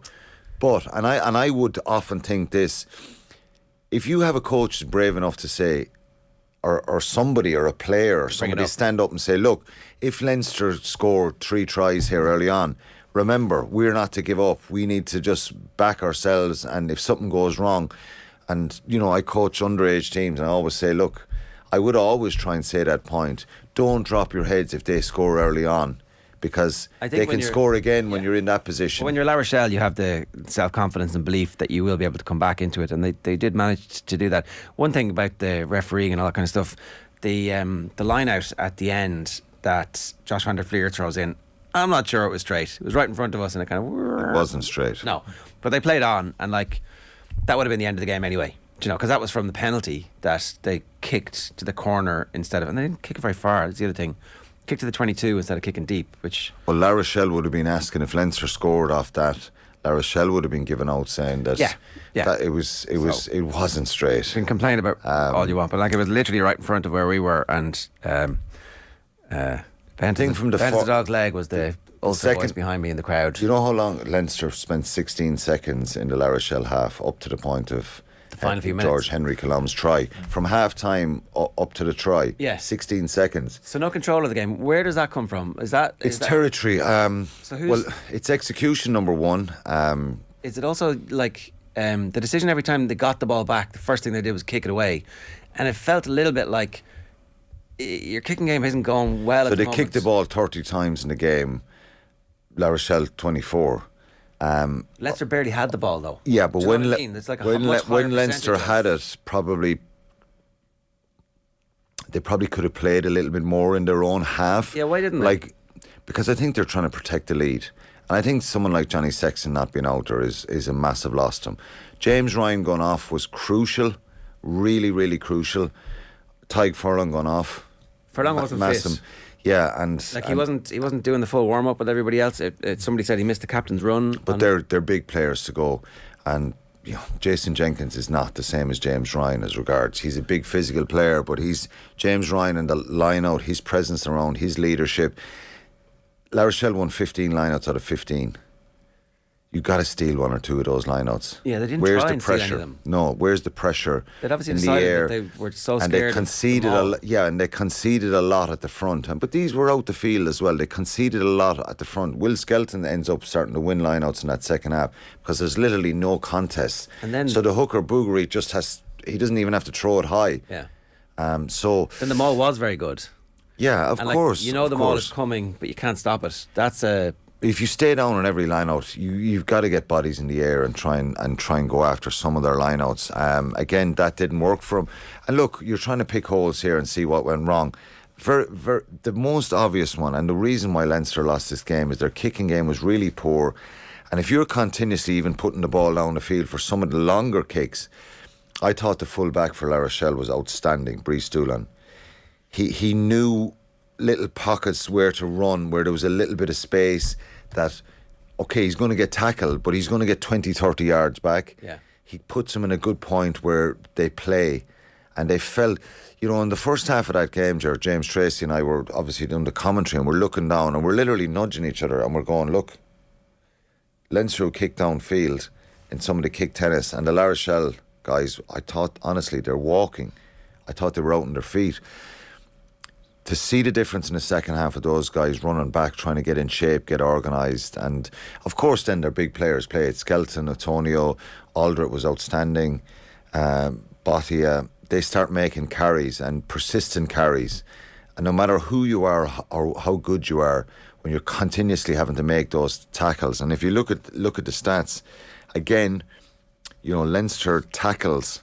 They made 183 tackles to La Rochelle 73. So people talk about the physicality of rugby. You get exhausted. If you're as 23 players, okay, for La Rochelle, they make 73 tackles between 23 of them. So how many tackles is that per man on average? It's and some of them are about 16, 17. Yeah. So some players are making one tackle, two tackles. It's the defensive stuff that knocks the stuffing out of you in the game. So 73 tackles for 23 guys. All their bench came on. Well, maybe the scrum half didn't, but say 20 players, it's 3-4 tackles per man, 3 tackles per man, and obviously their back rowers and some of their forwards, as you say, very high. So that tells Leinster 183 tackles. So they got fatigued and mentally fatigued. It was supposed to be there to Leinster's advantage that we're going to be the fitter team in the last 15 minutes, and we've been telling ourselves that in Irish rugby a lot. It's like, but it only works if even La Rochelle fans at the start of that game were thinking, we're done here. Everybody in the stadium, and is Ronan O'Gara the only person in that stadium, knowing him the way you do? What's his mindset like at 17-0 down? Is he staying relatively calm and composed? I was thinking, and it's obviously Ronan's the head coach, but what about the other coaches? Donncha Ryan, he's got to get a forward pack together, and literally, you can go in a situation like that and start talking about the backs, and the backs coach can take the backs, but it's up front, it's the forwards. He's got to go after that forward pack. Particularly with some of the tries. The first Dan Sheehan try, they're asleep at the line out. It's brilliant execution from Leinster. The second Dan Sheehan try, there's about 6 defenders on the blind side, and they're all looking in at the scrum at where the ball is, and the ball floats over them. The hooker pushes in, Jamison Gibson Park. It's a brilliant pass. So I think he's really central to that, what Donncha Ryan has done for them as well. Could you nearly give too much credit to Ronan O'Gara here at 17-0 down? Was it the players themselves who took it upon themselves to be like, this is going to be embarrassing? It's a mixture. But it's also the culture he's created, isn't it? You need leaders. Well, obviously, if you've had situations before that you've been behind and you've kind of fought back, yes, you have that. You need leadership in players. But look, I think obviously Dante's try gives them a lift. Yeah. They're down to 14 men. Then Kerr Barlow's in the bin. And then Satini's try is really crucial. That just goes, here's the evidence. We're now within touching distance. And in very simple terms, you're thinking, We score first in the second half and we close this gap a little bit. And when it comes back to 6, then you're that one score. It naturally changes. It naturally changes. Tini nearly scored another try only for Hugo Keenan's tap tackle on the ankles, and that was just before. And so the next little bits like that actually gives you belief that this is changing, dynamic is changing here. So they held on to the ball and they had the vast majority, obviously, of possession in the second half. They had so much possession, and the territory was really crucial. What about at the end, right? So Leinster do make the decision to kick for the corner, kick to the 22, and, again, if they could have the decision again, are they better off taking whatever percentage kicking you're going to get from Ross Byrne? Because I'd actually forgotten when Josh van der Fleer has the ball in his hand. Like, hang on a second, of course, Keller is gone, and it is crooked. Like it should really have been a turnover ball. Well, why didn't he have a shot at goal? I don't know. That's what I'm asking. Did you think that at the time, watching? Straight away I said he's got to kick this. Well, like the crowd is like, and we've been told about his kicking percentages are so high. Well, it's you going back to that Australia moment where here's a guy in 6 months. When was it, November? Yeah, is it 6 months? Yeah. So here's a guy 6 months ago who comes on in a big international against Australia, and he kicks a penalty. It's at the other end of the other side of the field, and it's from the right hand side. Not favourable for a right hand kicker, and he slots that. They were the two conversions that he missed. Actually, were a fairly similar angle, I think, if I'm not mistaken. From the ones he kicked against Australia, yeah. So here's one on the other side, on the 10-yard. It's on the 10-yard line, 5 metres in. It's not easy. It's not an easy kick, but we can't get away from that. If you miss it and it goes short, the ball's in play. Or else they're dropping out. Yeah. And you get a chance to nearly have a rattle again. So it's not as if you're kicking it dead and it's a 22 and that they go right down to your end of the field. They've got to drop the ball out from behind the goal line. Good kick chase, even if it doesn't go over and you make a tackle, they've got to clear it to touch. Now so there's a chance you get it back. So I think that's a mistake. But for me, Ross Byrne has got to grab the ball there and say, I'm going for this here. Okay, so having missed that opportunity, right, and got away with the line out, then they're in a great position because they've got the ball inside the 22 and they're pummeling away. And they're in field kind of directly behind the post, and I'm thinking drop goal. Previous week is a great example of drop goals work. Drop goals win you matches. And they were all at the match. They were all watching it. They all knew that this had happened the last week into the same goal. They attack on the blind side and they nearly get there. And, if Michael Alatoa doesn't make contact with George Colombe and he doesn't get sent off, they still have a scrum. You're thinking they're going to score here. I really felt Leinster were going to score here. I felt the scrum had been annihilated in the second half, really. Like, even on their own ball, it was always messy. It was Doris at the end scrambling just to get possession and trying, and then they had to have like 2 or 3 men at the ruck to protect the ball. So I could see them getting pushed off that final scrum, but why didn't they take the drop goal? I don't know. I don't know why didn't they set feel up they had for enough time to go for broke. I think they felt that because the way they've played and the confidence they've shown and the quality they've shown, that they tried to back themselves. It's like making that decision to kick a penalty to the corner or kick it over the bar. When you score, it's the correct decision, and everyone talks about, God, they're so mentally strong. Now we're looking and saying, well, maybe they should have. It's cup rugby again, and some people will have a different opinion on this, but I'm always of the opinion, and I go with the gut. Sometimes your head obviously is a better scenario to go, but what do you feel at that moment? And what would you feel if you were out there? And I would feel, and I've often had the argument over the years with Ronan or Paul O'Connell saying, take the points, or, and they'd want to go to the corner, and they have, and then we score, and I go, sorry about that, lads, or vice versa. But I remember one standout moment with O'Gara back in Leicester in 2006, I think it was, and there's a penalty literally just inside the half against Leicester, and none of us are thinking he's having a shot at goal here because it's a long, long way out, and before you know it, he's the ball in the hand and he's just gone. Yeah.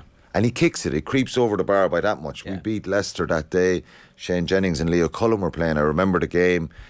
And And it just needed a moment like that for Ross Byrne to start moving fellas out of his way. I got it, yeah. He has the ball, and I'm just... And maybe not even looking up to the stand or looking for Leo Cullen or Stuart or any messages from the sideline, just saying, I'm kicking this ball over here, I'm going to be the hero. Maybe he was injured, I don't know. There's a possibility that he had a niggle or something. No, we have to reiterate, it wasn't easy. There was a swirling wind down there. But you would have forgiven him for missing. It's the...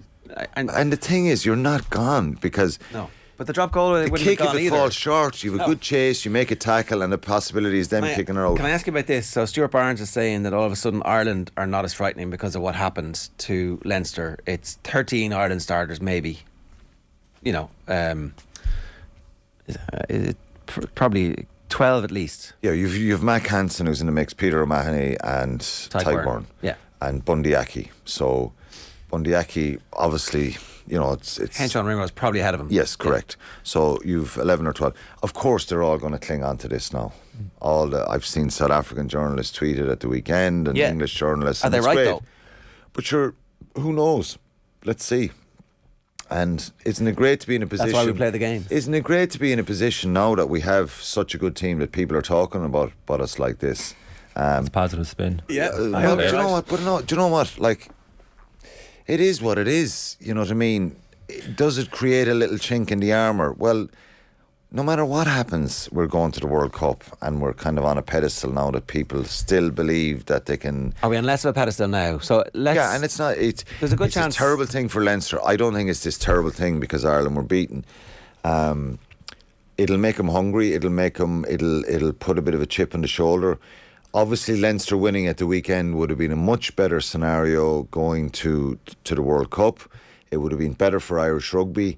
You know, they'd go into camp in the summer, European champions, a little bit of a swagger. It gives you extra energy. But I don't think, no matter what happens at the World Cup, we know, and there's no need to get into all the permutations now, it's going to be incredibly different. It does, and this is something that they've got to now mentally absorb and deal with, that this question is going to come up. It's going to come up at press conferences at pre-World Cup. It's going to come up at the summer warm-ups. Well, Leinster, you know, the power, the physicality, it's come back to bite this Irish team again. But different coaches, different mindset. And I honestly think Leinster were a little bit naive, and I think... In the second half? Very much so. And the coaches have to take responsibility for that as well. This isn't all on the players. There's messages going in and out there, and they've got to take it as well. You know what I mean?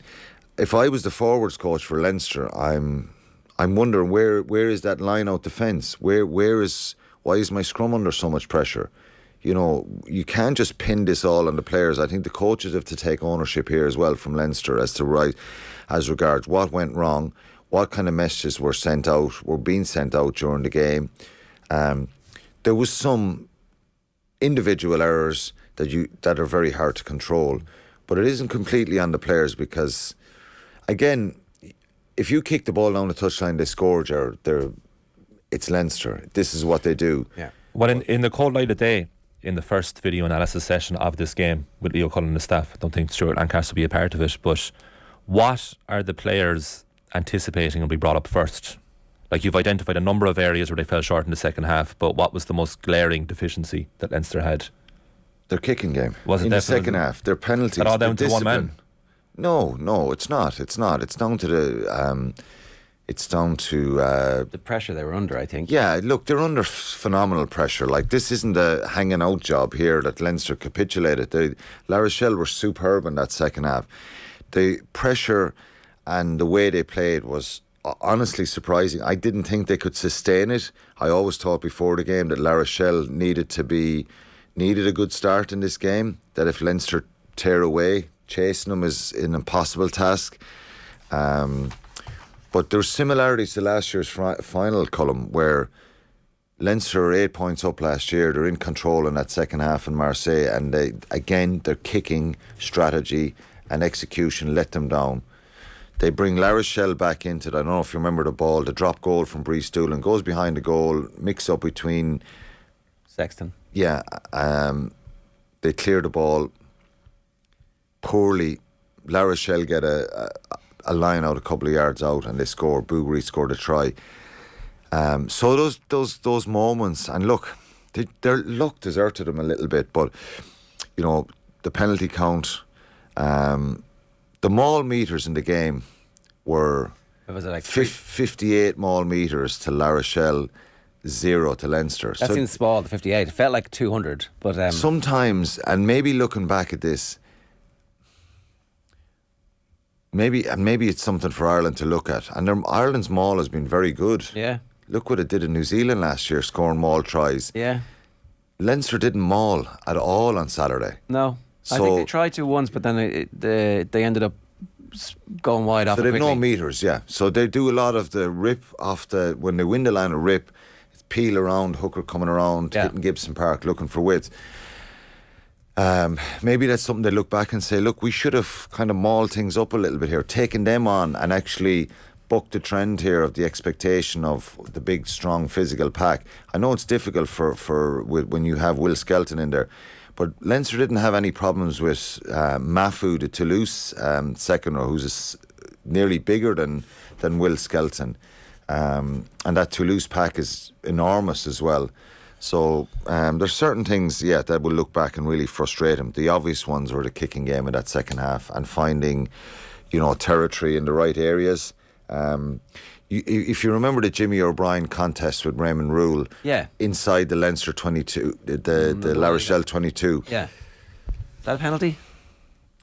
It is when you look at it in slow motion and you see that Rule kind of just gets the ball just before Jimmy O'Brien collides with him in the air, and then the ball bobbles on the ground. Leinster snaffle it up and you're thinking, what a moment, and then it's a penalty. What would you say to Jimmy O'Brien there? You can't say don't contest in the air. What I might say is we could have kicked that to the corner, because it was one of those rare occasions where the kicker had plenty of time. So if he just kicks that to the corner, and if there was a defensive, if we could defend their line out, all of a sudden they're inside their 22 and we're putting pressure on them and they're kicking the ball back to us. Well, if you don't give away the penalty, you're saying, is it? No, instead of put a box kick up there, sometimes just kick it in behind them. But those little breaks and moments, didn't happen for them. But again, Raymond Rule goes up there very determined and gets his hands on the ball. So very small margins. And the thing, they lost by a point here, 1 point. I know, to a world class team who have now done back to back. A world class team who played unbelievable in that second half. Who was your own player? Manfully, I thought that those tough moments of that defence is what wins you trophies, and I thought Leinster had done enough, but look, they couldn't keep him out. Who's the man of the match for you? I thought Brees Doolan was amazing, the fullback, and he was really central to a lot of the time that he got his team back into that Leinster half with his kicking, but also running back. They're really intelligent running. Aldred obviously got player of the match, and he was superb. He was brilliant. Dan Sheehan a contender. But 100%, Dan Sheehan was the turnover he got. You think it's a match-winning turnover? It's a pivotal turnover in that second half. He's just such a wonderful player. And again, I'll say it again, James Ryan going off the field, and it's not to say this, but bad about Jason Jenkins, but I just think his presence, his leadership, his ability of moving around the field, making tackles, he was a big loss. All right. It's no crack having these conversations, but anyway. You did well. Yeah, thanks. Patronising git.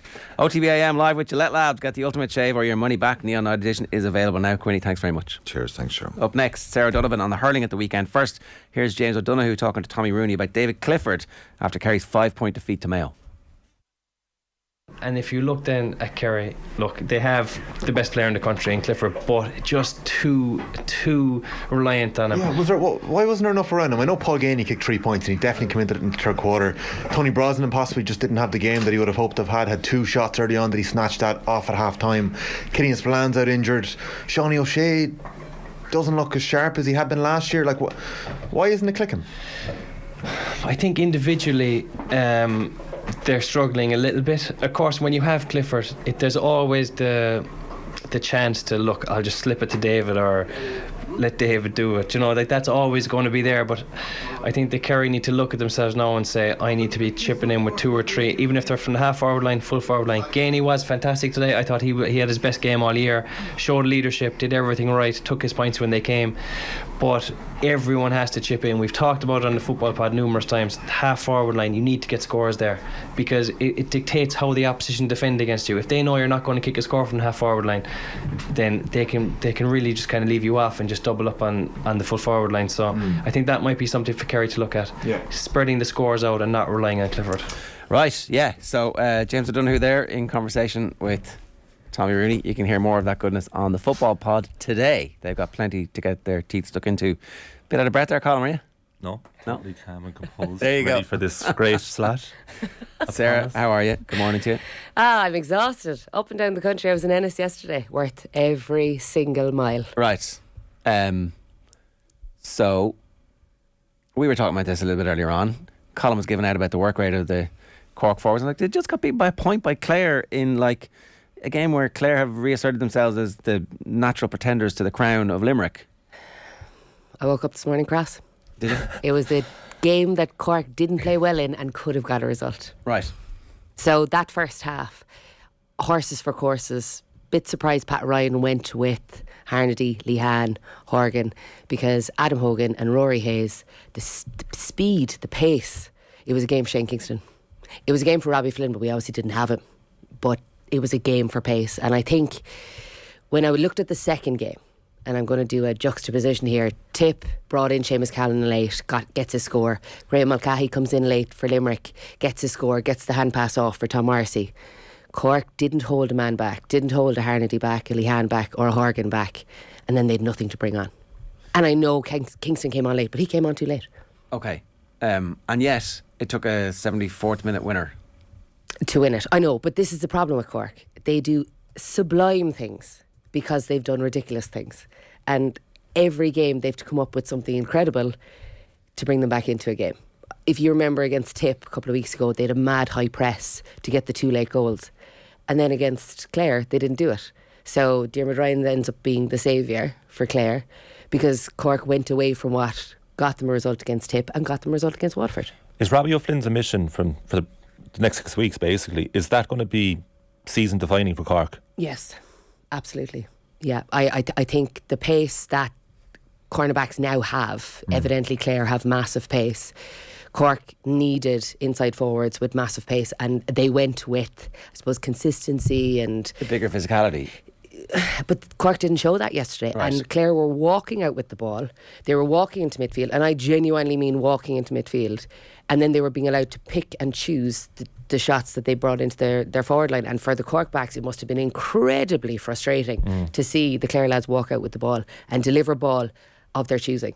And considering the pressure that was being applied to Patrick Horgan was lucky to stay on the field because he was being roasted by Hayes in the wings, in the corners. He was only getting meaningful ball around the square, and that's where he got his scores. We got a question earlier actually about Pat Horgan. Is he a passenger off the ball too much? Yesterday he was, and previously against Waterford I thought his work rate was better. He was going back further the field, he was more interested in the game. Yesterday from the outset I think Rory Hayes got into his head, but late on, and this is what my dad said to me, the best players can find scores, and he mixed the sublime with the ridiculous yesterday. Just to give everybody an update on where we are with regards to this, right? So the final games are next Sunday in Semple Stadium in Thurles. It's Tip against Waterford, and obviously we assume the Tipperary is going to win that because Waterford are have not been at the races. 6s and 7s, yeah. And then it's Limerick and Cork in the Gaelic grounds in Limerick. They throw in at the same time so that there's no significant advantage to throwing in later. And because of the 2 draws that there are now in the results, Clare have 6 points and are through. Tipperary have 4 points after their 3 games, and Cork have 3 points and Limerick have 3 points. So we could still have the All-Ireland champions going out. Would I be right in saying no? If they draw, Cork have slightly better scoring. Yeah, it's 8-1 right at the minute. If Limerick win, they're through. Yeah, so this is Cork's Munster final next Sunday. If they win, they're not going to be in a Munster final. It's going to be Tip and Clare. So I think from Cork's point of view this week, have to reevaluate everything about their work rate and look at this as their Munster final and an opportunity to knock out the All-Ireland champions, and they owe Limerick one. Is there a possibility that, because I remember having that conversation with Anthony Nash after the first league game, am I mixing up Cork and Tip Yes, here now? Limerick won, or Cork beat Limerick in the first league game. Yeah. And in the first half, everybody was complaining about their work rate, but actually they made tactical changes in the second half that actually allowed them. So there's an element of they can engineer it to it. They didn't engineer it yesterday though, and there was a real slowness yesterday to make changes. So at half time we were expecting 2 or 3 changes. Didn't happen. Tommy O'Connell got roasted in that first 10 minutes and then got injured, was taken off, was brought back on, and in that period Tony Kelly was tipping around the park. Now, he had 4 or 5 different markers yesterday. I'm not putting it on Tommy O'Connell because Brian Roche tried to mark him, Sean O'Donoghue tried to mark him. He was unmarkable. But did they get to grips with him as the game went on in terms of his scoring? Didn't his scoring stop after he 2-4 fairly quickly, and then afterwards? I don't think so. I think he was opening up pockets for other players, and you look at Shane O'Donnell late on. They engineered the penalty. There was so many different things, and then crucially for me, the big switch was Brian Lohan brings in Shane O'Morey, and the amount of ball he carried in that late spell. Cork high press wasn't available, and he's pulling ball out of that back line. And look, John Conlon was, a massive game for him, and he was tired late on. There was the target point, and at that point Shane O'Morey comes in and he's just sweeping up around him, bringing ball up the field. If Tony Kelly is unmarkable though, if he's in that form, like what should Pat Ryan do? It's nearly, is it defeatist to say, I understand this is a generational talent you're talking about here. The thing is, I've seen Tony Kelly be marked. So I saw. Yeah, he has been. I saw Rec mark him last year and did such a good job for Wexford that Wexford were still in that game in that second half. Cork don't have a player of that calibre to tag a player like Tony Kelly, and in that sense, then their forwards have to work incredibly hard. Cork's forwards have to work incredibly hard to allow them to basically compensate for the fact that they have a player who's incredibly loose and he needs to be marked. You can't give Tony Kelly the kind of ball that he was given yesterday. That's why the Cork forwards were to blame yesterday, because they just didn't work hard enough, and Clare were setting up the scores for Tony. This is a problem for Cork for a few years now, isn't it? I mean, this is what you had hoped Pat Ryan would change. They went back to old habits, like you said. But they worked so hard against Waterford. But why is that because they're coming up against much better quality? They're like, can't be bothered with this. I think the boys think they're genuinely Benjamin Button. Like, this time at the top is finite, as Katie Taylor proved on Saturday night. And some of these Cork lads have been at the top of the tree for an incredibly long time, and they think they're Benjamin Top Button. of what tree? Is it the Cork tree? Is it not, and though? That seems to be enough. Is there not an element of it though that they're doing what they're told? Do you know what I mean? That doing what they're told. That wasn't doing what you're told yesterday. But do you know what the game plan was? That's what I mean. Like, how did the league game transform from one half to the second half with tactical changes? I'm asking, is there more to this than just effort? Because you work all season long, and again they're only beaten by a point at the end by the team who now we think are the second favourites. I'm talking about hands on their hips yesterday and lads being able to walk out the ball. Late on in the second half, John Conlon actually gets to walk 3 steps and then decides whether he wants to lob it or give a direct pass to hand. And so is that positioning? They've gone zonal instead of with a press. Do you know what I mean? But you see, one can't go and the rest sit. Well, so then organisationally, that's a tactical thing as opposed to effort, I would argue. It's both. Because if one went and none of the rest went. Well, that was happening repeatedly, you were saying, right? Mm-hmm. So were you glancing over to the bench to see what Ryan was doing? Like, what was his body language like when that was happening? I was on the other side of the field. Oh, yeah. I was too far. What I was looking at, I was like, where's Tim O'Mahony? Where's Shane Kingston? Where's Jeremy Ellerick? I was looking for Brian Hayes. I was looking for Patrick Power. I was wondering where the changes were coming, because I said, these boys on the field do not deserve to be here right now. They're not working hard enough. But is there any chance, as Ger alluded to there, that Ryan's saying to them, leave them have it there? Is there any chance that's happening? We're happy that the wrong that person, occasion. Clare are going to get the wrong people with the ball in their hands. You've got Peter Duggan inside. You've got Shane O'Donnell inside. You've got Tony Kelly inside. I'll keep going. Like, there's no player in that Clare setup who you can give the ball to. And evidently, with Diarmuid Ryan becoming the saviour and getting 4 points and being, having an outrageous second half. We talked about him last year.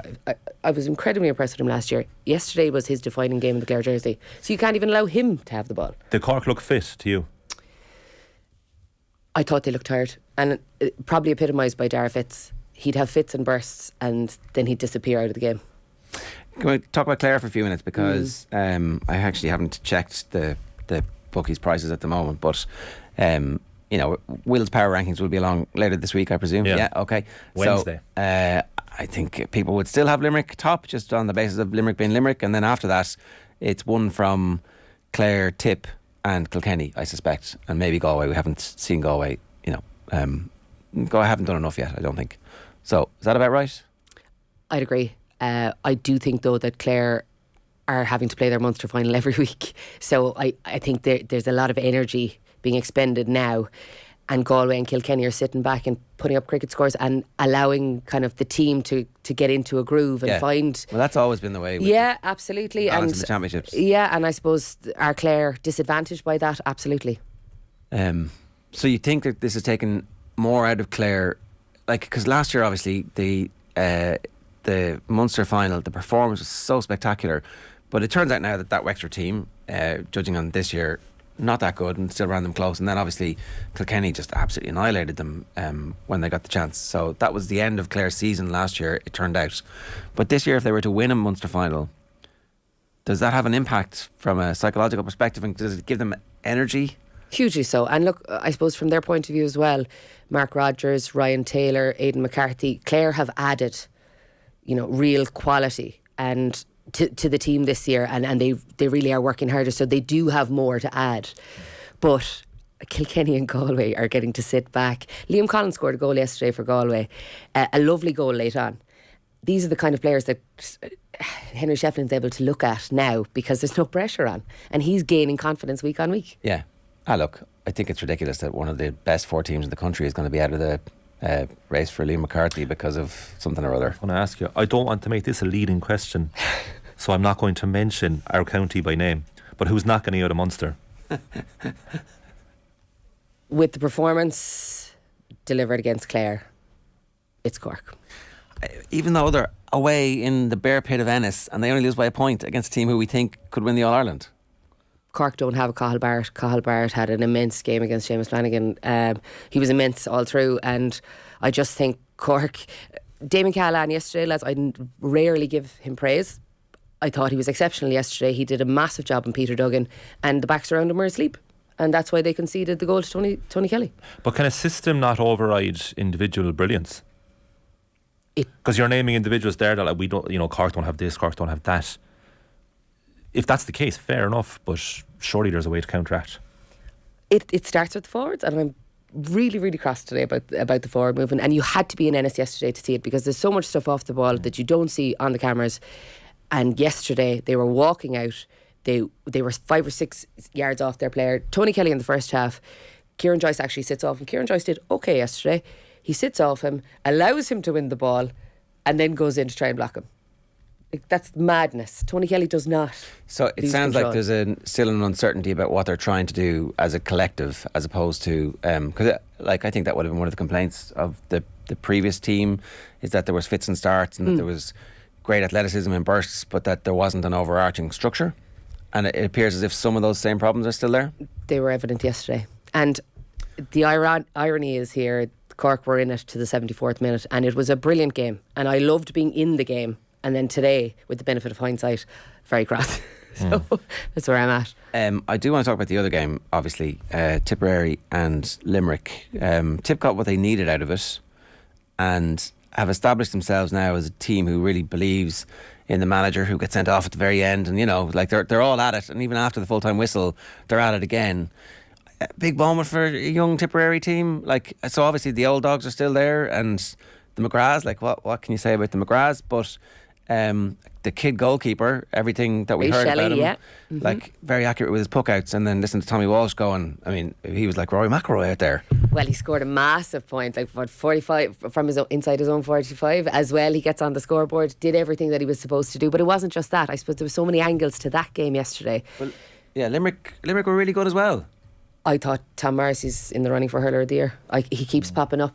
He's just been incredible when Limerick have been playing badly, in the way that Tony Kelly was incredible for Clare when Clare were playing badly. Kyle Hayes, outstanding yesterday. with Quinlan struggling, and lots of different people have now said that Quinlan isn't looking as good as he was in the league, because in the league, I said, geez, he's absolutely, he's pinning this team together. Is it time to bring Kyle Hayes into centre forward? And unfortunately for Cork, Limerick could decide to put Kyle Hayes centre forward next Sunday. And that could be a big problem for Cork that they haven't dealt with at all this year. How have Limerick found themselves in a position like, the all-conquering hurling team of the country, akin to Dublin footballers a few years ago? How have they found themselves in a situation where yesterday they could have exited the Munster Championship? There's these legacy moments that Dublin had when they were playing Mayo over the years, and before they obviously reached the 6 in a row. Limerick missed yesterday an opportunity to get to to achieve a 5th Munster title. They had 4 in a row. They were going for 5. It hadn't been done before. That's in the back of their minds yesterday, and they've now missed that opportunity. A game at home, a full Gaelic grounds, you would make them favourites against this Cork team? 100%, no question. And with all they've achieved in the last 4 years, I think Cork are massive underdogs going into this game. And there's lads in that Cork setup are playing for their careers. Barry Nash sent off yesterday Limerick, they're just associated with sendings off this season, aren't they? I thought that was quite light. In all of the sendings off all season, that's been the one that was probably the most tepid. If a player gets sent off, it's going to make news, right? Is this actually a big deal for Limerick overall? Is their discipline a problem? You've touched on this before previously. Yeah, I have. I thought they were playing too close to the edge, or they were over the edge in previous games. I think they've tidied up their challenges over the past couple of games, and you've seen that, and maybe that's impacting their overall gameplay, because they're not getting the breaks that they were when they were being more physical.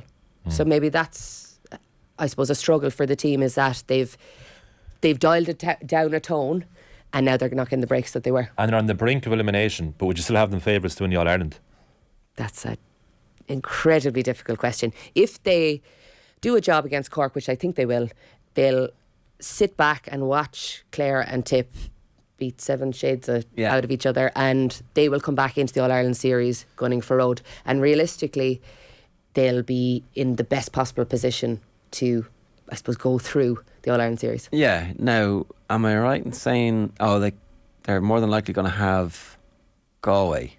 Wouldn't be a problem in Croker at that stage, based on what I saw last year with Cork and Galway in the quarter-final. I think it's the best possible time to get Galway. Sorry, I'm trying to find the odds here and it's just taking me too long. But if you consider that Galway and Kilkenny have had very little competition coming into this, I suppose, All-Ireland phase, the best possible time to get either one of those teams is at the quarter-final phase. The first bit. We have to talk about Westmeath and Wexford. So Westmeath's comeback is La Rochelle-esque.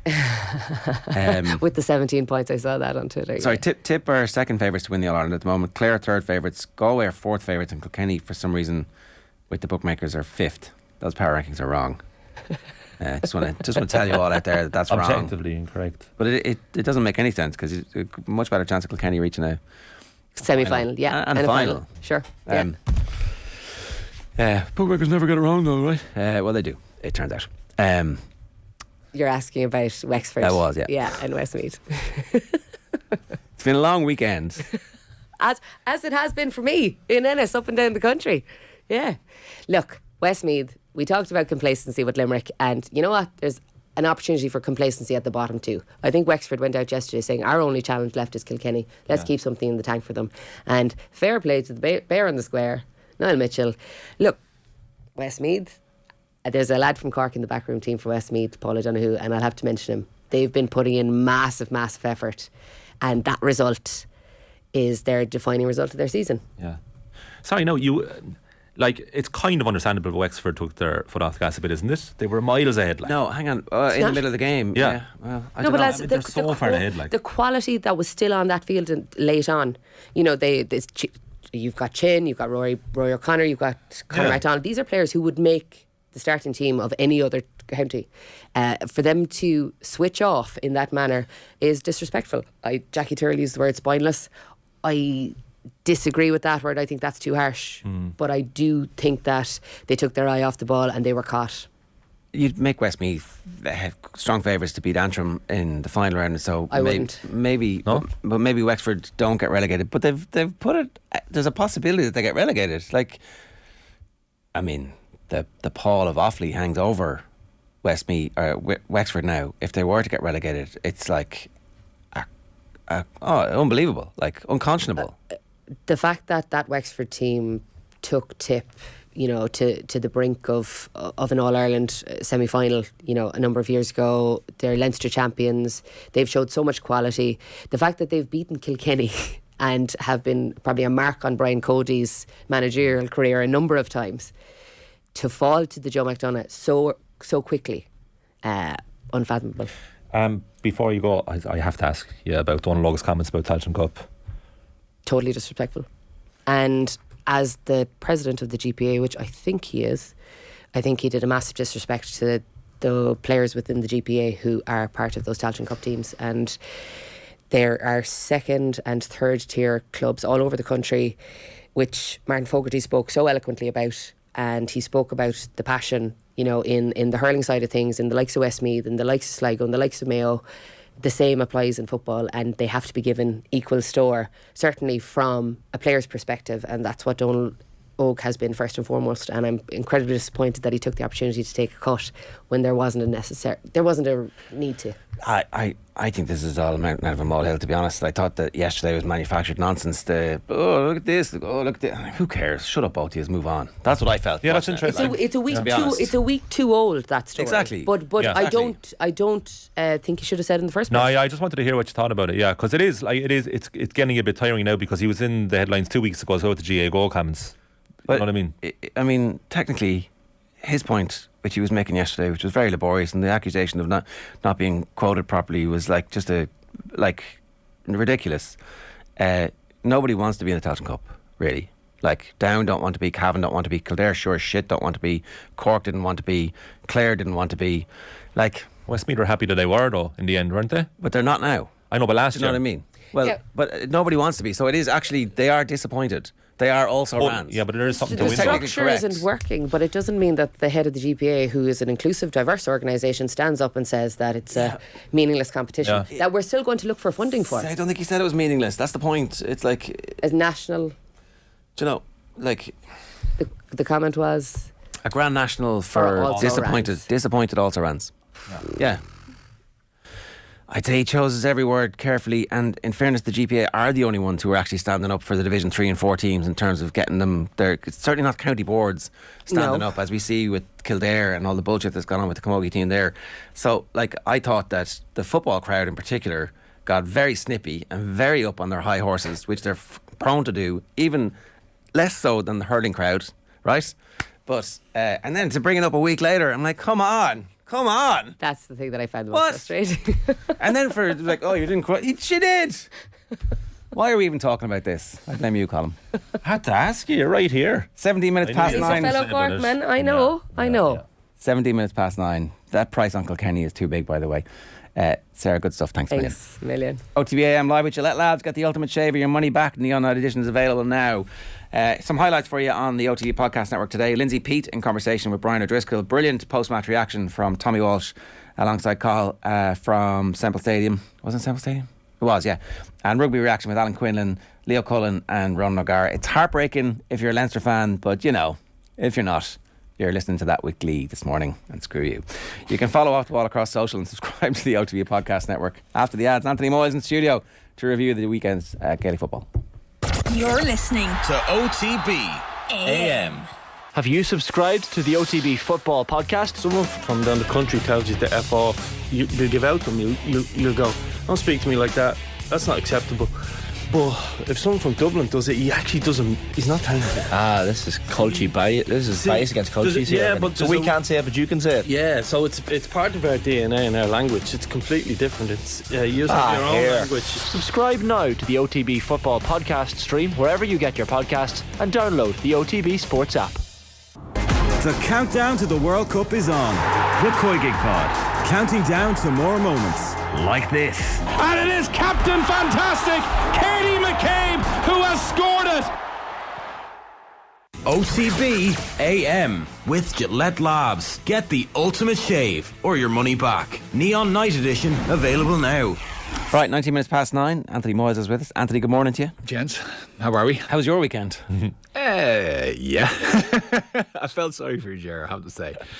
I felt sorry for you sitting here Colm obviously couldn't, the unbridled joy was coming from every orifice. It was just a great weekend of sport, actually. That's yeah, all. Alan was doing his best to try to stay as measured as he could, but I could feel, Schadenfreude is a bitch, Colm. You better be careful with it. That's all. I've had plenty of it. Manchester United supporter, for example. I'm going to say, Manchester United. You know what I mean? I support the biggest, most richest club in the world. It's terrible. Cork GA in general. So My issue is, and I said it over the weekend, it's like people jumping up and down, and it's brilliant for O'Gara, yeah, but that's it. It's O'Gara, okay, Donncha Ryan, and Ultan Delan. That is it. That, as far as our relationship with La Rochelle goes, that is it. And when it comes to the World Cup, those three fellas aren't really involved. No. So now we have a team that possibly is 12 or 13 of the team that'll be on the Irish team. Sizable, yeah. And by the way, that is a massive chink in the armour. If I'm New Zealand, France, whoever else, Scotland, I'm thinking, you know what? There's something we didn't expect. No, it's just a few left over, like Peter O'Mahony, Bundy Aki, Mac Hansen not involved. That's it. Do you know what I mean? Like, it's very few. Tyke Byrne is the one that you really miss from that Leinster side. But but it's it's a worry. But it was funny. I was saying it on Friday. I actually said it in the office. I said, I don't think Leinster are going to win this game. Just things were just all being like, it's always the same, and it goes back to, I know we're going to shout about Gaelic obviously sometime, but you go back to that Mayo Roscommon game, which seems like about 4 months ago now. Well, similar type of situation. If you remember coming into that game, Mayo were odds on, playing great football, doing all the right things. McStay was on saying this was his ideal job. The backroom team was being spoken about, and bang, the rubber hits the road. Now, can they learn like Mayo learn? I mean, I hope that Ireland can. I mean, in fairness, so last year the same thing happened to Leinster, and then they had a pretty good summer test series. So we shall see. Speaking of Mayo, right? Yeah. We were having conversations last week. There's a division of opinion. I do think these games are really meaningful and really matter, and the whole point of this is like bringing the football carnival around the country. There was a carnival in Sligo, there's a carnival in Killarney, and it really matters to Mayo that they go down there and they smash Kerry. Like, that, I think, is a signature performance. And look, it doesn't mean they're going to, but they're going to believe everything now that everybody in the backroom team says about tactics, about hard work, about everything that they said would happen in the Kerry game, I suspect came through for them. And they're big signature moments in a season. Absolutely. And the 6 weeks or so that they've had, obviously, to prepare for this, there's always a worry when you're a part of a management team in that you're saying, okay, we're going to go this way, we're going to hang our hat on this. Yes, you'll have some scenarios where, okay, possibly if this doesn't go right, we'll do this. But you're by and large, you are going down the route of playing to a certain emphasis. And if that doesn't go right, it doesn't go right, and that's just it. And of course, if it does go right, and go back to the Leinster thing, like a point or two either side, and of course it doesn't mean that everything was wrong and it should be all thrown out. There's loads of good things in there, but you can imagine what they did. I think they were away. They said they gave 2 weeks off to go back to the clubs, and then they went away on a bit of a training camp. So all of the focus was obviously on the run in, the panel, and obviously that Kerry game, like a 28-year unbeaten. Like that's a serious record to go down. Like, that matters to Kerry. 40 matches, like.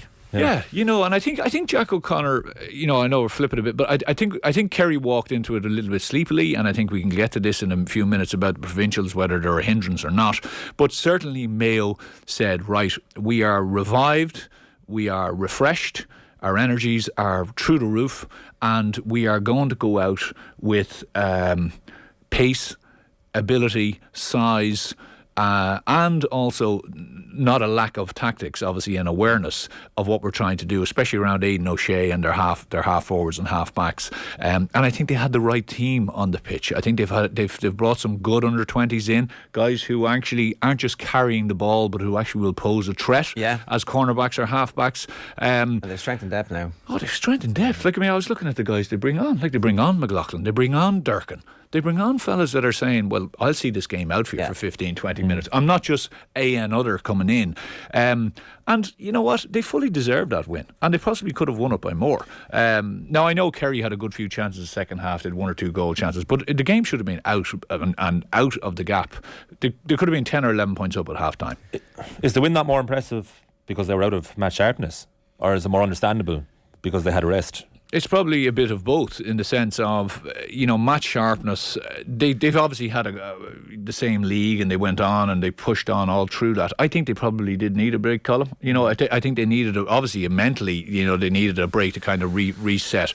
But we did say that there's a world in which the best thing that can happen is for you to go out early and you have this break, that you get another mini pre-season. Like, we had that conversation with Brady, and he was making the point that, like, look, the day after the game, or the minutes after the game, I won't say it's a good thing, but the day after, I'll probably wake up and go, yeah, fair enough. It doesn't really matter. Like, when you think about it, they started the league at a lung busting rate because they wanted to embed new practice, new culture. Correct. And then and they saw that through. And as you say, they walked into the buzzsaw. Like Roscommon, literally, the old long grass cliche is designed for games like that. And then they're in the long grass. Yeah. And they're in the long grass a long time, though. I'm surprised that they came out so positively, because who would have forgotten, muscle memory-wise, about a game? I think so, but I think what they have... They played a lot of challenges. They did, and they have belief, right? And Mayo people, you don't have to confidence is not an issue, okay? So that's there. Whether it should be there or whether it shouldn't be there. Confidence is not an issue, is the heading of Listen, my people are from Mayo, so I'm okay in saying that. I spent most of my summers on Ballycastle Beach getting the legs ripped off me by the sand, so nice. I'm okay on that front. I can take the arrows, but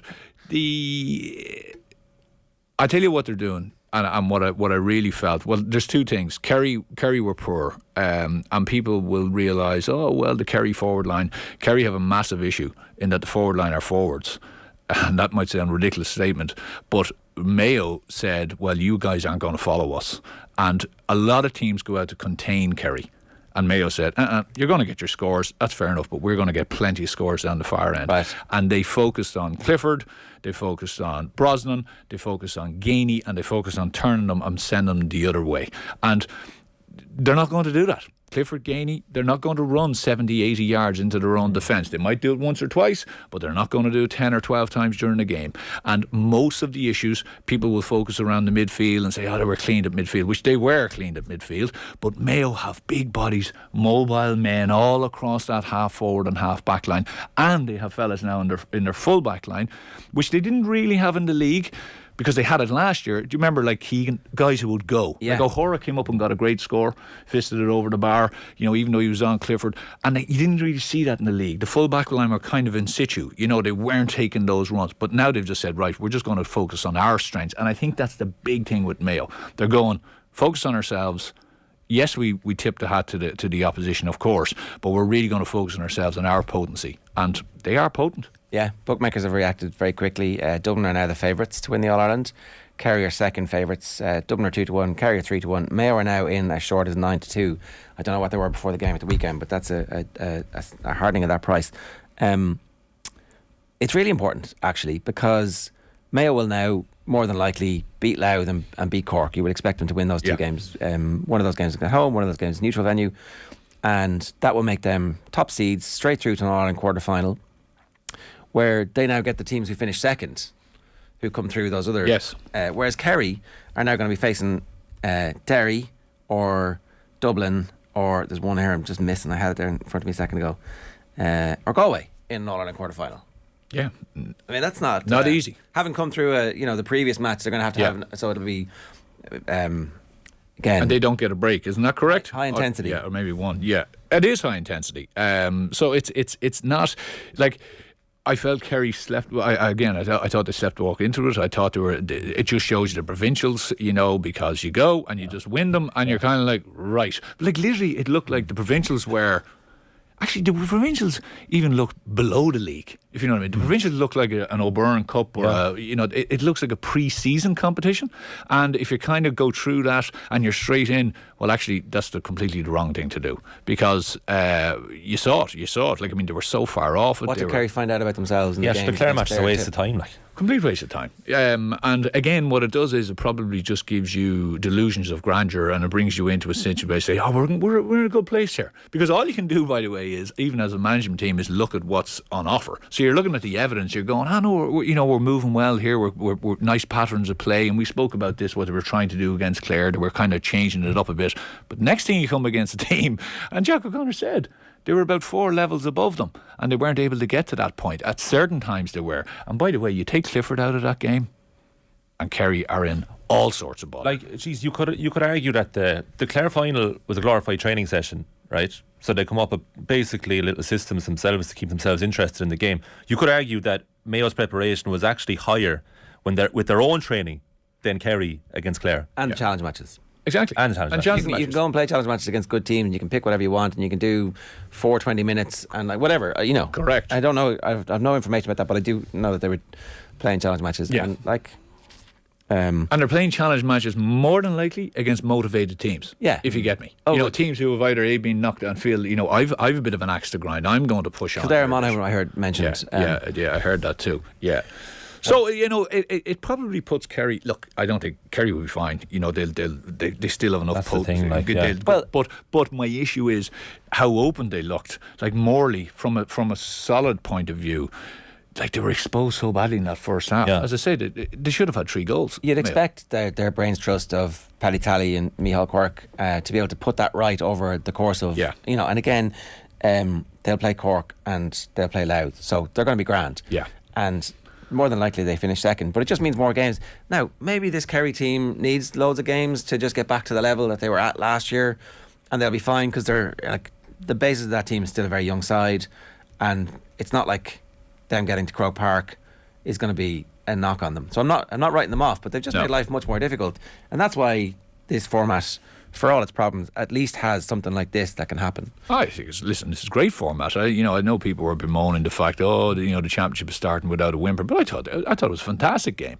Yeah. Galway, Tyrone, I think what you can find maybe in the games, and I felt this in the Galway Tyrone game, especially when Burns was sent off, Tyrone kind of came at it, but Galway kind of, like to use the boxing analogy, they just kept them just beyond reach. They weren't doing enough, and I think that's a chink in Galway as well. We've spoken about this, that lack of killer instinct. Like, Tyrone didn't score for 28 minutes in that game. 28 minutes. And in that spell, basically Tyrone were down to 13 men, because they had Burns sent off and Morgan was gone with a black card. And Galway consistently just kept the ball going around, playing the ball across it, instead of saying, Jesus, here is an opportunity for us, like a la rugby, where the opposition are down to 14. Right, we make hay here. Yeah. We know what we have to do. Go for 1-4, 1-5, 1-6, really try to bury them and make the second half a complete, just roll on the subs and just kind of see it through. But instead, very lacklustre. And I think Joyce is in a situation as well. Is there a possibility Tyrone aren't that bad, though? Oh no, Tyrone are improving. And I think if Burns hadn't been sent off, it was the right call. I think they would have been a lot closer, and they possibly could have even picked Galway's pocket. Tyrone are coming. The midfield is very powerful. They're starting to get their forward line looking better. Their defensive situation is a little bit more solid. They won't mind the extra games. Not a chance. Okay. I think they're coming. Just one question here, on Galway from Ronan O'Reilly on YouTube. Their bench looks light in comparison to other contenders. Well, if I was sitting there on a Monday morning and the 3 of us are sitting down and we're saying, right, of the teams that are in there over the weekend, the squad depth is what we spoke about before, massive. And for me, Mayo's squad depth now, what they have done, and this is what the 6 weeks allows you to. When you're rolling from week to week to week, what ends up happening is the guys in the squad are finding it very difficult to put their hand up, because the Tuesday night is basically a run through, so is the Thursday. So it's very hard to get a bolter out of the pack. But when you have 6 weeks, you can go away to training camp. All of a sudden you're looking at an under 20 and you're going, Jesus, this lad has something. Let's try this fella. But my point is, Galway are going back to the, we'll go back to the trough. Well, he's not a bad player. He'll do a job for us. Whereas Mayo are able to say, well, actually, hold on a second, and change it up. Group isn't handy. They've got Armagh and Westmeath, so you'd expect them to beat Westmeath.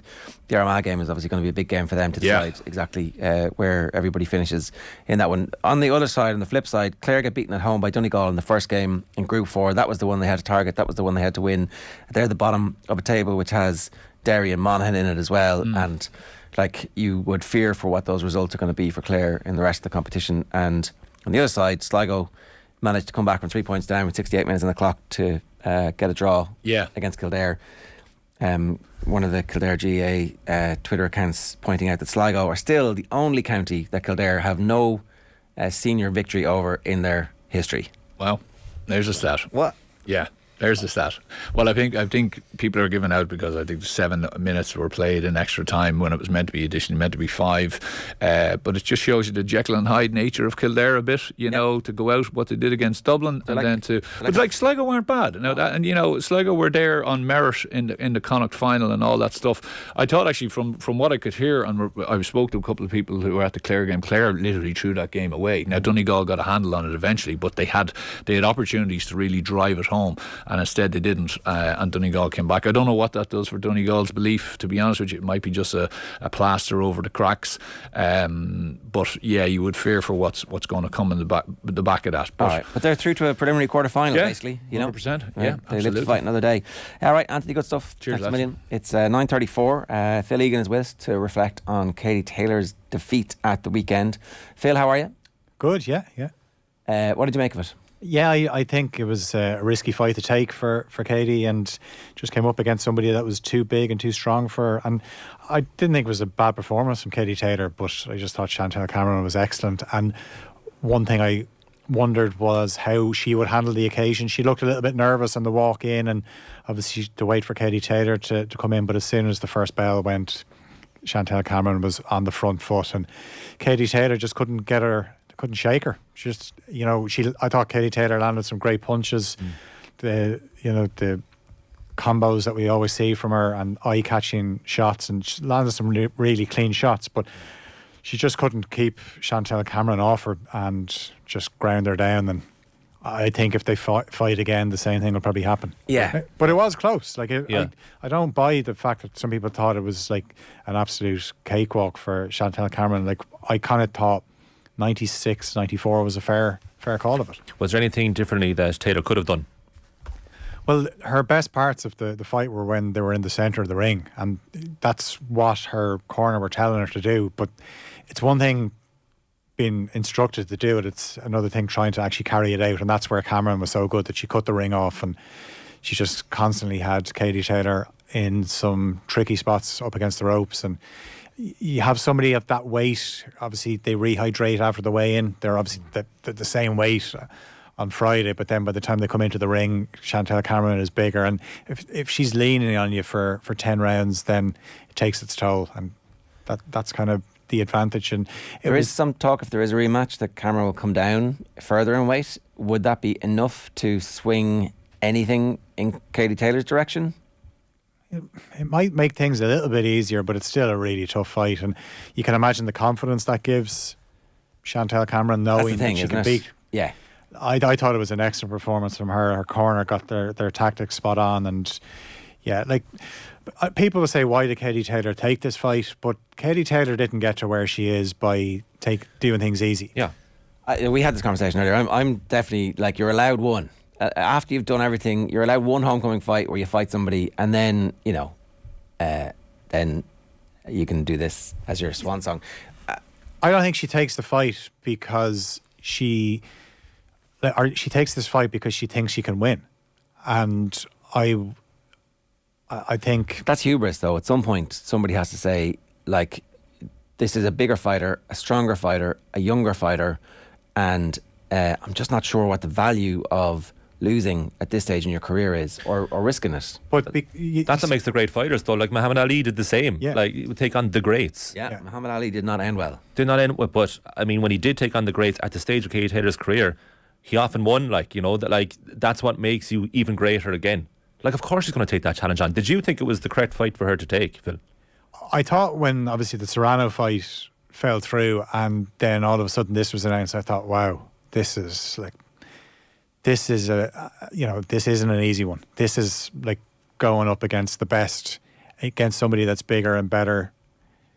And but see, I get going into the fight, I kind of thought one thing Katie is going to have the advantage is in speed, better footwork, quicker hands, and as I said, those spells in the fight where they were in the centre of the ring, that's where she was able to show off those skills, but it didn't happen enough in the fight. So maybe they think if they get her again that they can make it more of a fight that suits Katie Taylor. But I said it's very hard when you've got somebody that, like, Katie can land those punches, but Chantal Cameron said it, she's done it all her career.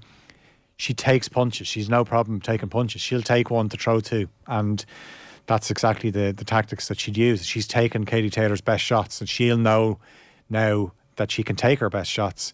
Katie Taylor only has 6 knockouts. So, you know, that was always going to be the worry that... Cameron has more knockouts, right? She's about 8 heading into it, was it? Yes, like that, and she's obviously had less fights as well. Yeah. But look, the reason Saturday night happened and was such a big event was because of Katie Taylor. She's created this, and Chantal Cameron said it before in the week, in the build-up, saying it's because of Katie Taylor I get the opportunity to be a professional. And I said... And no one's ever going to take that away from her, definitely. No. I do think, though, that like the country would have been happy to show up, pay their money, subscribe to the fight, just to see her win, to give her the money as like a, you know, here's our return to you for all that you've done for us over the years. But you know she's never going to do that. Why not, though? That's every boxer in the world. But every boxer in the world has always done it. Like Floyd Mayweather did it loads. Like all the time. Like Floyd Mayweather's doing exhibition fights now against YouTubers, and like Katie Taylor's never going to do that. Yeah. Do you think it in any way diminishes her legacy, that defeat on Saturday night? I don't really. I don't. But I do think that she deserved an easy fight, and that somebody somewhere along the way could have said, let's take an easy fight, because we're not sure how the whole thing in Dublin's going to work out and what you're going to feel, and you know, the emotion of that whole thing might not be something that you're prepared for. Maybe you are, maybe you're not, I don't know. Maybe it has an impact, maybe it doesn't. But let's not pick a fighter who is so good. So the stats published today, it doesn't say where they've come from, but Cameron landed 141 punches, Taylor landed 111, so 30 more landed, but the numbers thrown, Cameron threw 565 and Taylor threw 284. So it's just overwhelming. Like the bigger fighter, the younger fighter, the stronger fighter with the longer reach is punching twice as often.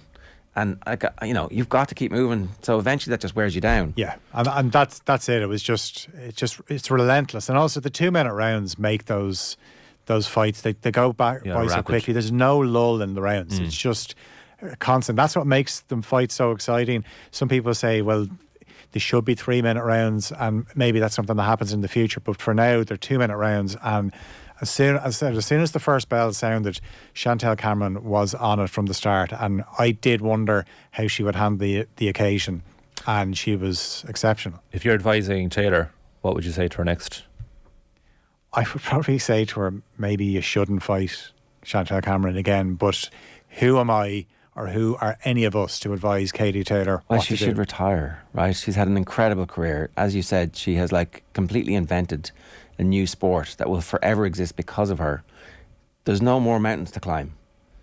There's just like a beautiful retirement to have where you relax now. Like, she's 36, she'll be 37 in July. But maybe boxing is her favourite thing to do. I'm sure it is. You know? I'm sure it is. But she doesn't want to retire. It's really dangerous. It's a really, really dangerous sport. Every single punch has some concussive effect that could, in the end, cost you really years at the end of your life. Like, I have to be honest about this. You know, a lot of boxers will have horrible ends to their lives because of the damage inflicted on their brain from the punches that they receive again and again and again. And we kind of skirt around that topic when we talk about this. But every single time you watch a fight, there's a potential for life-changing brain damage to happen.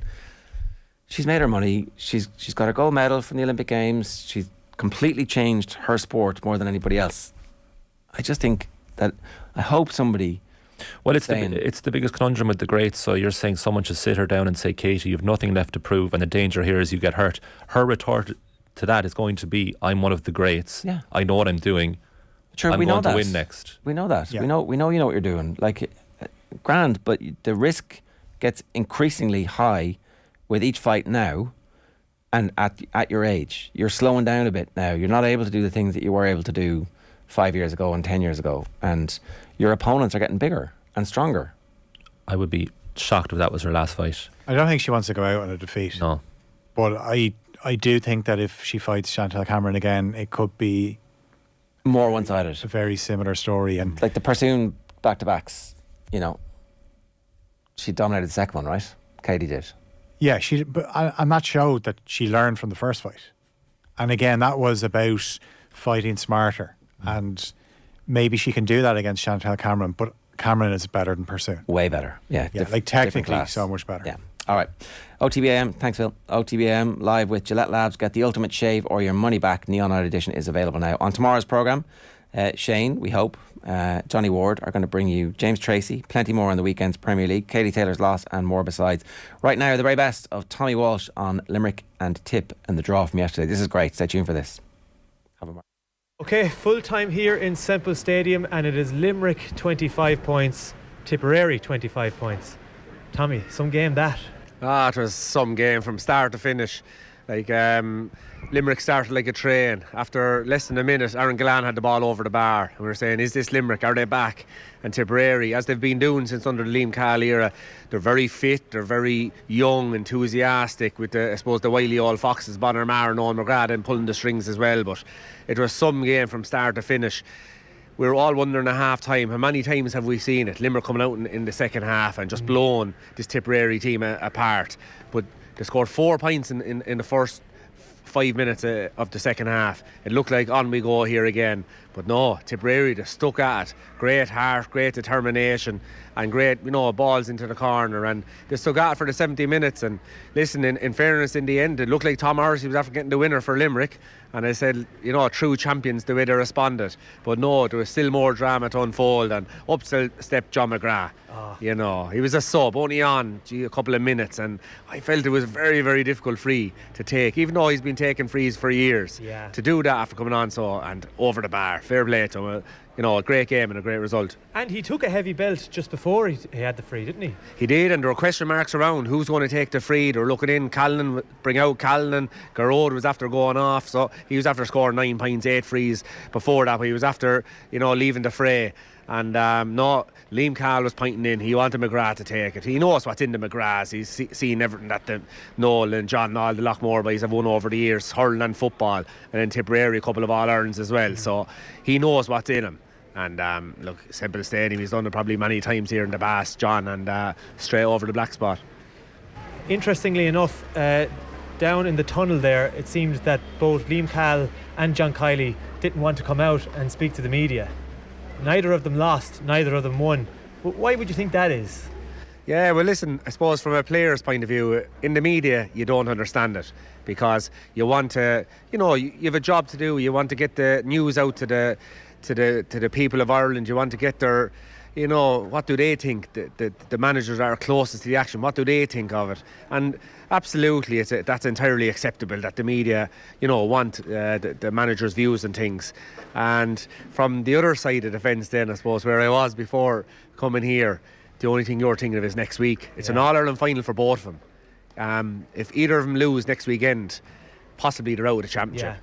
And that's, I suppose, where they're thinking of. They're not thinking of, I suppose, enlightening the people of Ireland on what went on in the match or their views. They're just thinking, how do we get ready for 6 or 7 days' time? How do we keep our team in the race for the McCarthy? You have to look at Kiley. They're going for records here. They're going for, in Munster, they're going for the 5 in a row. In the All-Irelands, they're going for 4 in a row. Kiley's up there with 4 All-Ireland titles himself. He's second to Brian Cody already in his managerial career. Yeah. So he wants more. And Liam Cahill obviously is in all he won. These guys are winners. They've done it in the past. So I think they probably say, listen, no, we're going to focus again. It's not 3 weeks to the next match, which was when I was hurling. And you have time, you can give your views, but it's a week. And I think that's all they were thinking. Who do you think could come out of here feeling like they've lost the game? When Tipperary played Cork, it seemed like Tip had kind of lost the game in a sense, and Cork earned a point. Tipperary maybe lost a point. How do you think both camps are nearly walking out of here today thinking we could have won that? Yeah, both teams definitely, but I would imagine Limerick are probably that bit more disappointed. Okay. When Tom Morrissey put the ball over the bar, it looked like this was it, and they'd go up to the 4 points. But interestingly enough, I don't think it really mattered to Limerick after Clare winning. Obviously, it'd be great to get the points and maybe get to the Munster final, but to stay in the race, they have to beat Cork next week anyway. Yeah. So I think that was important, because otherwise they would have been hopeful that Watt would turn over Tipperary. So it's in their hands, and it would have been, regardless of the result, Limerick. For Tipperary, it's a huge point.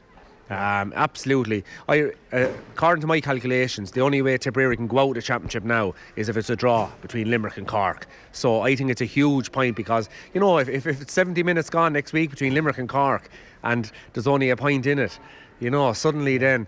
So listen, it's going to be huge next week, and I think Tipperary will definitely be happier with the point. The talk around Limerick during the week was the rumour mill had started, and Gerard Hegarty had left the panel. And look, you probably have had experience with this, that this stuff just happens when you're a team at the peak of your powers. This kind of stuff. And does, you know, it happens a lot now because of social media. Yeah. Does that filter into someone's game?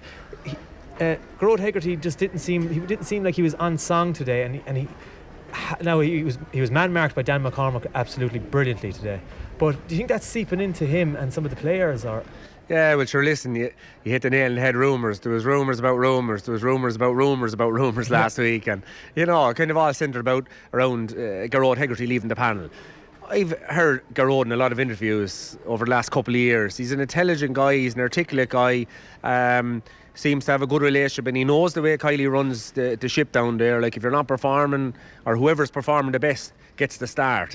And Gerard, I'd say, would know himself that since the league final he hasn't been playing particularly well, and then when he got sent off in that match against Waterford, he wasn't picked then for the next game. I'd say he knew that, and I'd say he understood it and understood why. And I think we seen out there when he came off, he was taken off today, a big handshake from Kylie, a big pat on the back. Well done, kid, keep it going. So listen, I never believed in any of them rumours. When there's champions, you see, there's scrutiny, there's a focus on you. And another point as well, like, people ask, are Limerick dirty? And the way I look at it is, you see Tipperary today giving it to him physically. You see Clare the last day giving it to him physically. When you're the underdog, it's great. You have great heart, you have great determination, you have great commitment. But when Limerick do it, they're dirty. Yeah. So, and it's not really Limerick, it's just the champions. It happened to us, it happens to the great soccer teams, it happens to teams when they're on top. People will look at them differently, and they're well able for that, and they have Caroline Curran there with them as well, so there's no problem to them. But the other, I suppose, point on Gerard Hegarty's performance himself, you see, it's very difficult. He's the man now that they're all trying to mark, and Keane Lynch the same. They're running around man-marking these guys. Yeah. And I always felt when you're, especially the game that the half hours for Limerick plays, it's running. So as all you need a back, stay running with them, stop them getting the ball. It's different if you're in the full line. There's a ball goes into the corner, it's a sprint, it's reading the game. If you're fouling, then it's a free. It's clear to see for the referee. But when you're just running around the middle of the field and there's a guy sticking to you, it's very hard to call a free there, because he's not really fouling. He's just sticking with you, maybe tipping off you and stuff, putting you off your game. And Limerick's game around there is all run out, give the short hand pass, give the short stick pass out to the 3 lads across the half-hour line. Yeah. But that doesn't happen if you're being man-marked, you see. So that's why probably, you know, Hegarty, they might have to put him in maybe on the full line, or put him out to maybe midfield or something like that. But, you know, all in all, like, Tom Morrissey is really pulling the strings for them at the moment. He scored... Yeah, a bit of an unsung hero, isn't he?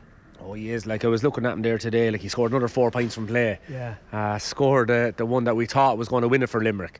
So he's been fantastic. But I thought for the second half, Cathal, the 3 players that brought him back into the game are their half-back line. Diarmaid Burns, Declan Hannon and Kyle Hayes. I thought they were absolutely super. Yeah. They were like a brick wall. Burns scoring them on end and keeping the ball from going in. He's a brilliant man in the air as well. He comes and takes a free here. I'd say it was to level the game, or putting behind up a few moments to go as well. Out here, 100 yards out and straight over the bar. He puts them over the bar like they're 20 ones. Yeah. And Hannon, in fairness to Hannon, he was quite in the first half. He was absolutely awesome in that second half. Yeah. And, you know, it just... the character that they show him, but both teams, like, it was a ferocious effort and great Munster Championship match. Who impressed you for Tipperary? for Tipperary, the stars all over the field. Reece Shelley, the goalie. Yeah. We're all wondering, like, where did this guy come out with? Yeah. You know, Mike Harkey Boris. And rang, a few lads from Tipperary just to, see, and they said playing brilliantly for the club. And they said the big thing with him, great shot stopper and great puck outs. His puck outs today were like he was putting them into to places on the field that, like Rory McIlroy wouldn't put a golf ball. And he really showed why he was picked. He was absolutely awesome. Now, if he hit that a yard or two, or it was a wet day, they could have been gone into the Limerick lads' hands. But today he was absolutely awesome. Cottle Barrett until he went off. It looked like a concussion, I'd say. There was a bit of a disagreement. Cahill wanted to come on, but it looked like the doctor was saying no chances. And that seemed to be the discussion down here. And I suppose as a player, you just want to get back on the pitch, don't you? Oh, you do. Like that's no decision for a player to play. Like if you want arm falling off, you'd want to go back out and try and win a ball. Like, that's just the nature of the beast. It's why you're playing county hurling. But yeah, Cottle went off, but you knew the doctor was just saying no. Yeah. And if fair is the doctor, fair play to him, because it's not easy. You could kind of just say, and you're still thinking of safety. Are you sure you're all right? And player says he is. Well, sure, go on. I'll trust the player and let him on. Yeah. Doctor was here. No, I'm not taking any chances here. And I said it to you at the time, I said that could be a huge decision, because Barrett was on Flanagan all day, and we've seen the form Flanagan is in all year, and he was absolutely brilliant. There was one unbelievable play. It was down near that goal there in the town end, and it looked like Flanagan was in twice. Barrett he dived at one time and stopped him, and then he went back and dived and flicked it, rose it up and played it out, and it was just one amazing piece. And the stars all over. Brian O'Mara was brilliant. I thought Dan McCormick, he followed around Hegarty all day. Noel McGrath was the wizard again. He seems to be getting better with age. And that ball he hit into the far corner in the arena stand was messy stuff. Yeah, that's I often read. I read books and I read articles and that, and Alex Ferguson is interesting enough character to read, obviously for obvious reasons, but very intelligent too. And just said to win titles and win many trophies, you need one world-class player or two. Like Noel McGrath, that ball into the corner, that's world-class. As Jimmy McGee would say. But it was just amazing. And then I think it was Conor Bowe got on the end of that, and he was super. Yeah, came on. I think was it he came on for Bonner Maher, and you said it at the start. I was wondering, Bonner, he's 32, 33 at the moment. I said, is this the game to be putting him in for against Limerick? And by God, he answered that question. Yeah. He was just incredible. He was, like a lad, 20, 21 years of age again. Just his hands, though. I always said it about the Bonner, to talk about his work rate and that. His absolute hands, the ball sticks to his hand like a glove, like a baseball catcher. It's just amazing. And he made another great dispossession. Came out on, I'd say it was Dan Morrissey. Yeah. Flicked it off, but didn't just flick it off him. Back into his hand and won a free. Yeah, he just kind of snapped it, didn't he? Yeah, he's brilliant. Just amazing. And it's the likes of him and Noel that have been doing it for years, but they make the team tick, don't they? They make the likes of Jake Morris and them get into the space, and that's how they find the space, is from lads like them that can pop a ball out that no one else can see, isn't it? Yeah, and you could run all day. There's a lot of lads that run. There's Olympic athletes there. You could put them out there and they'd run all day. But if there's no one giving them the ball, and Tipperary, you listen to their interviews, they've worked very hard by all accounts on their fitness. They look fit, because it's easy to say, right, that pass, this pass, but there has to be someone moving for it. So they have the runners for it. They've worked on that. They have won All Ireland's minor, under 20s, under 21s with Liam. So they have the guys that can run, and then they have these guys then passing them out the ball. And there was a couple of other players like Jake Morris, 5 points from play, Mark Keogh at different times. That game wasn't just won in the end. It wasn't won at the start. There was different moments during that game, through the whole 76 minutes that game was won, and different players stepped up at different moments. If you have to call it now, who is getting out of Munster? Obviously now we know that Clare are safe and sound. They're into the Munster final after beating Cork today in Ennis. Who are the other two teams that are getting out, do you think? Yeah, well, I definitely think that was a valuable point for Tipperary, because it's a dangerous game for them. The whole probably country will be telling them they're going to beat Waterford, after Waterford not playing particularly well over the first couple of games. Well, they played well in the first game against Limerick, but since then they haven't hurled particularly well. But Davy Fitz, he will be fighting on his back in this last match. He will have them lads riled up. They need to start turning the tide at some stage, Waterford. When there was knockout championship during COVID, no round robin. They got to an All-Ireland final and All-Ireland semi-final. It only seems to be this round robin that seems to be a league or a championship that they can't seem to control at the moment. So they need to get one win just to get the show back going again. So they will be looking at this, I'd say, as if it's a way through to the Munster Championship, the All-Ireland Championship, even though they're gone. So it's a dangerous game for Tipperary. They could go in expecting a kind of a soft down match. They'll be anything but soft against that Waterford team.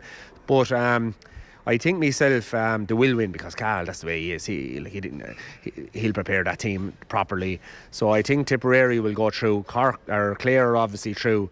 So I think it'll come down to the winner of Cork and Limerick. And it's hard to bet against the champions, but you would say for Cork, the difference in them this year compared to other years is when they're getting beaten by 4 or 5 points, they don't end up getting beat by 6 or 7 points. They bring it back. Today they brought it back and were very unlucky to lose. Yeah. They're still in the hunt at all times. And so they will make it tough for Limerick, but I would expect Limerick to win that. So at this moment in time, Clare, Tipperary Munster final, and Limerick to go through in third place. Lastly, you were at Kilkenny and Dublin yesterday. Is there a big difference between the Munster Championship and the Leinster Championship at the moment, do you think? Yeah, 100% difference between the championship, but I wouldn't say, I wouldn't go along better hurling, but it's a better championship because they're all so even. But there's amazing news after coming through there now that Westmeath are after beating Wexford. Yeah. That's huge news, because if Westmeath, Antrim now are on 1 point, Westmeath are on 2 points, they're playing each other next. If Antrim beat Westmeath, they'll go up to 3. Westmeath and Wexford will be the only teams on 2. Wexford will go down to Jones. OTB AM with Gillette Labs. Get the ultimate shave or your money back. Neon Night Edition available now.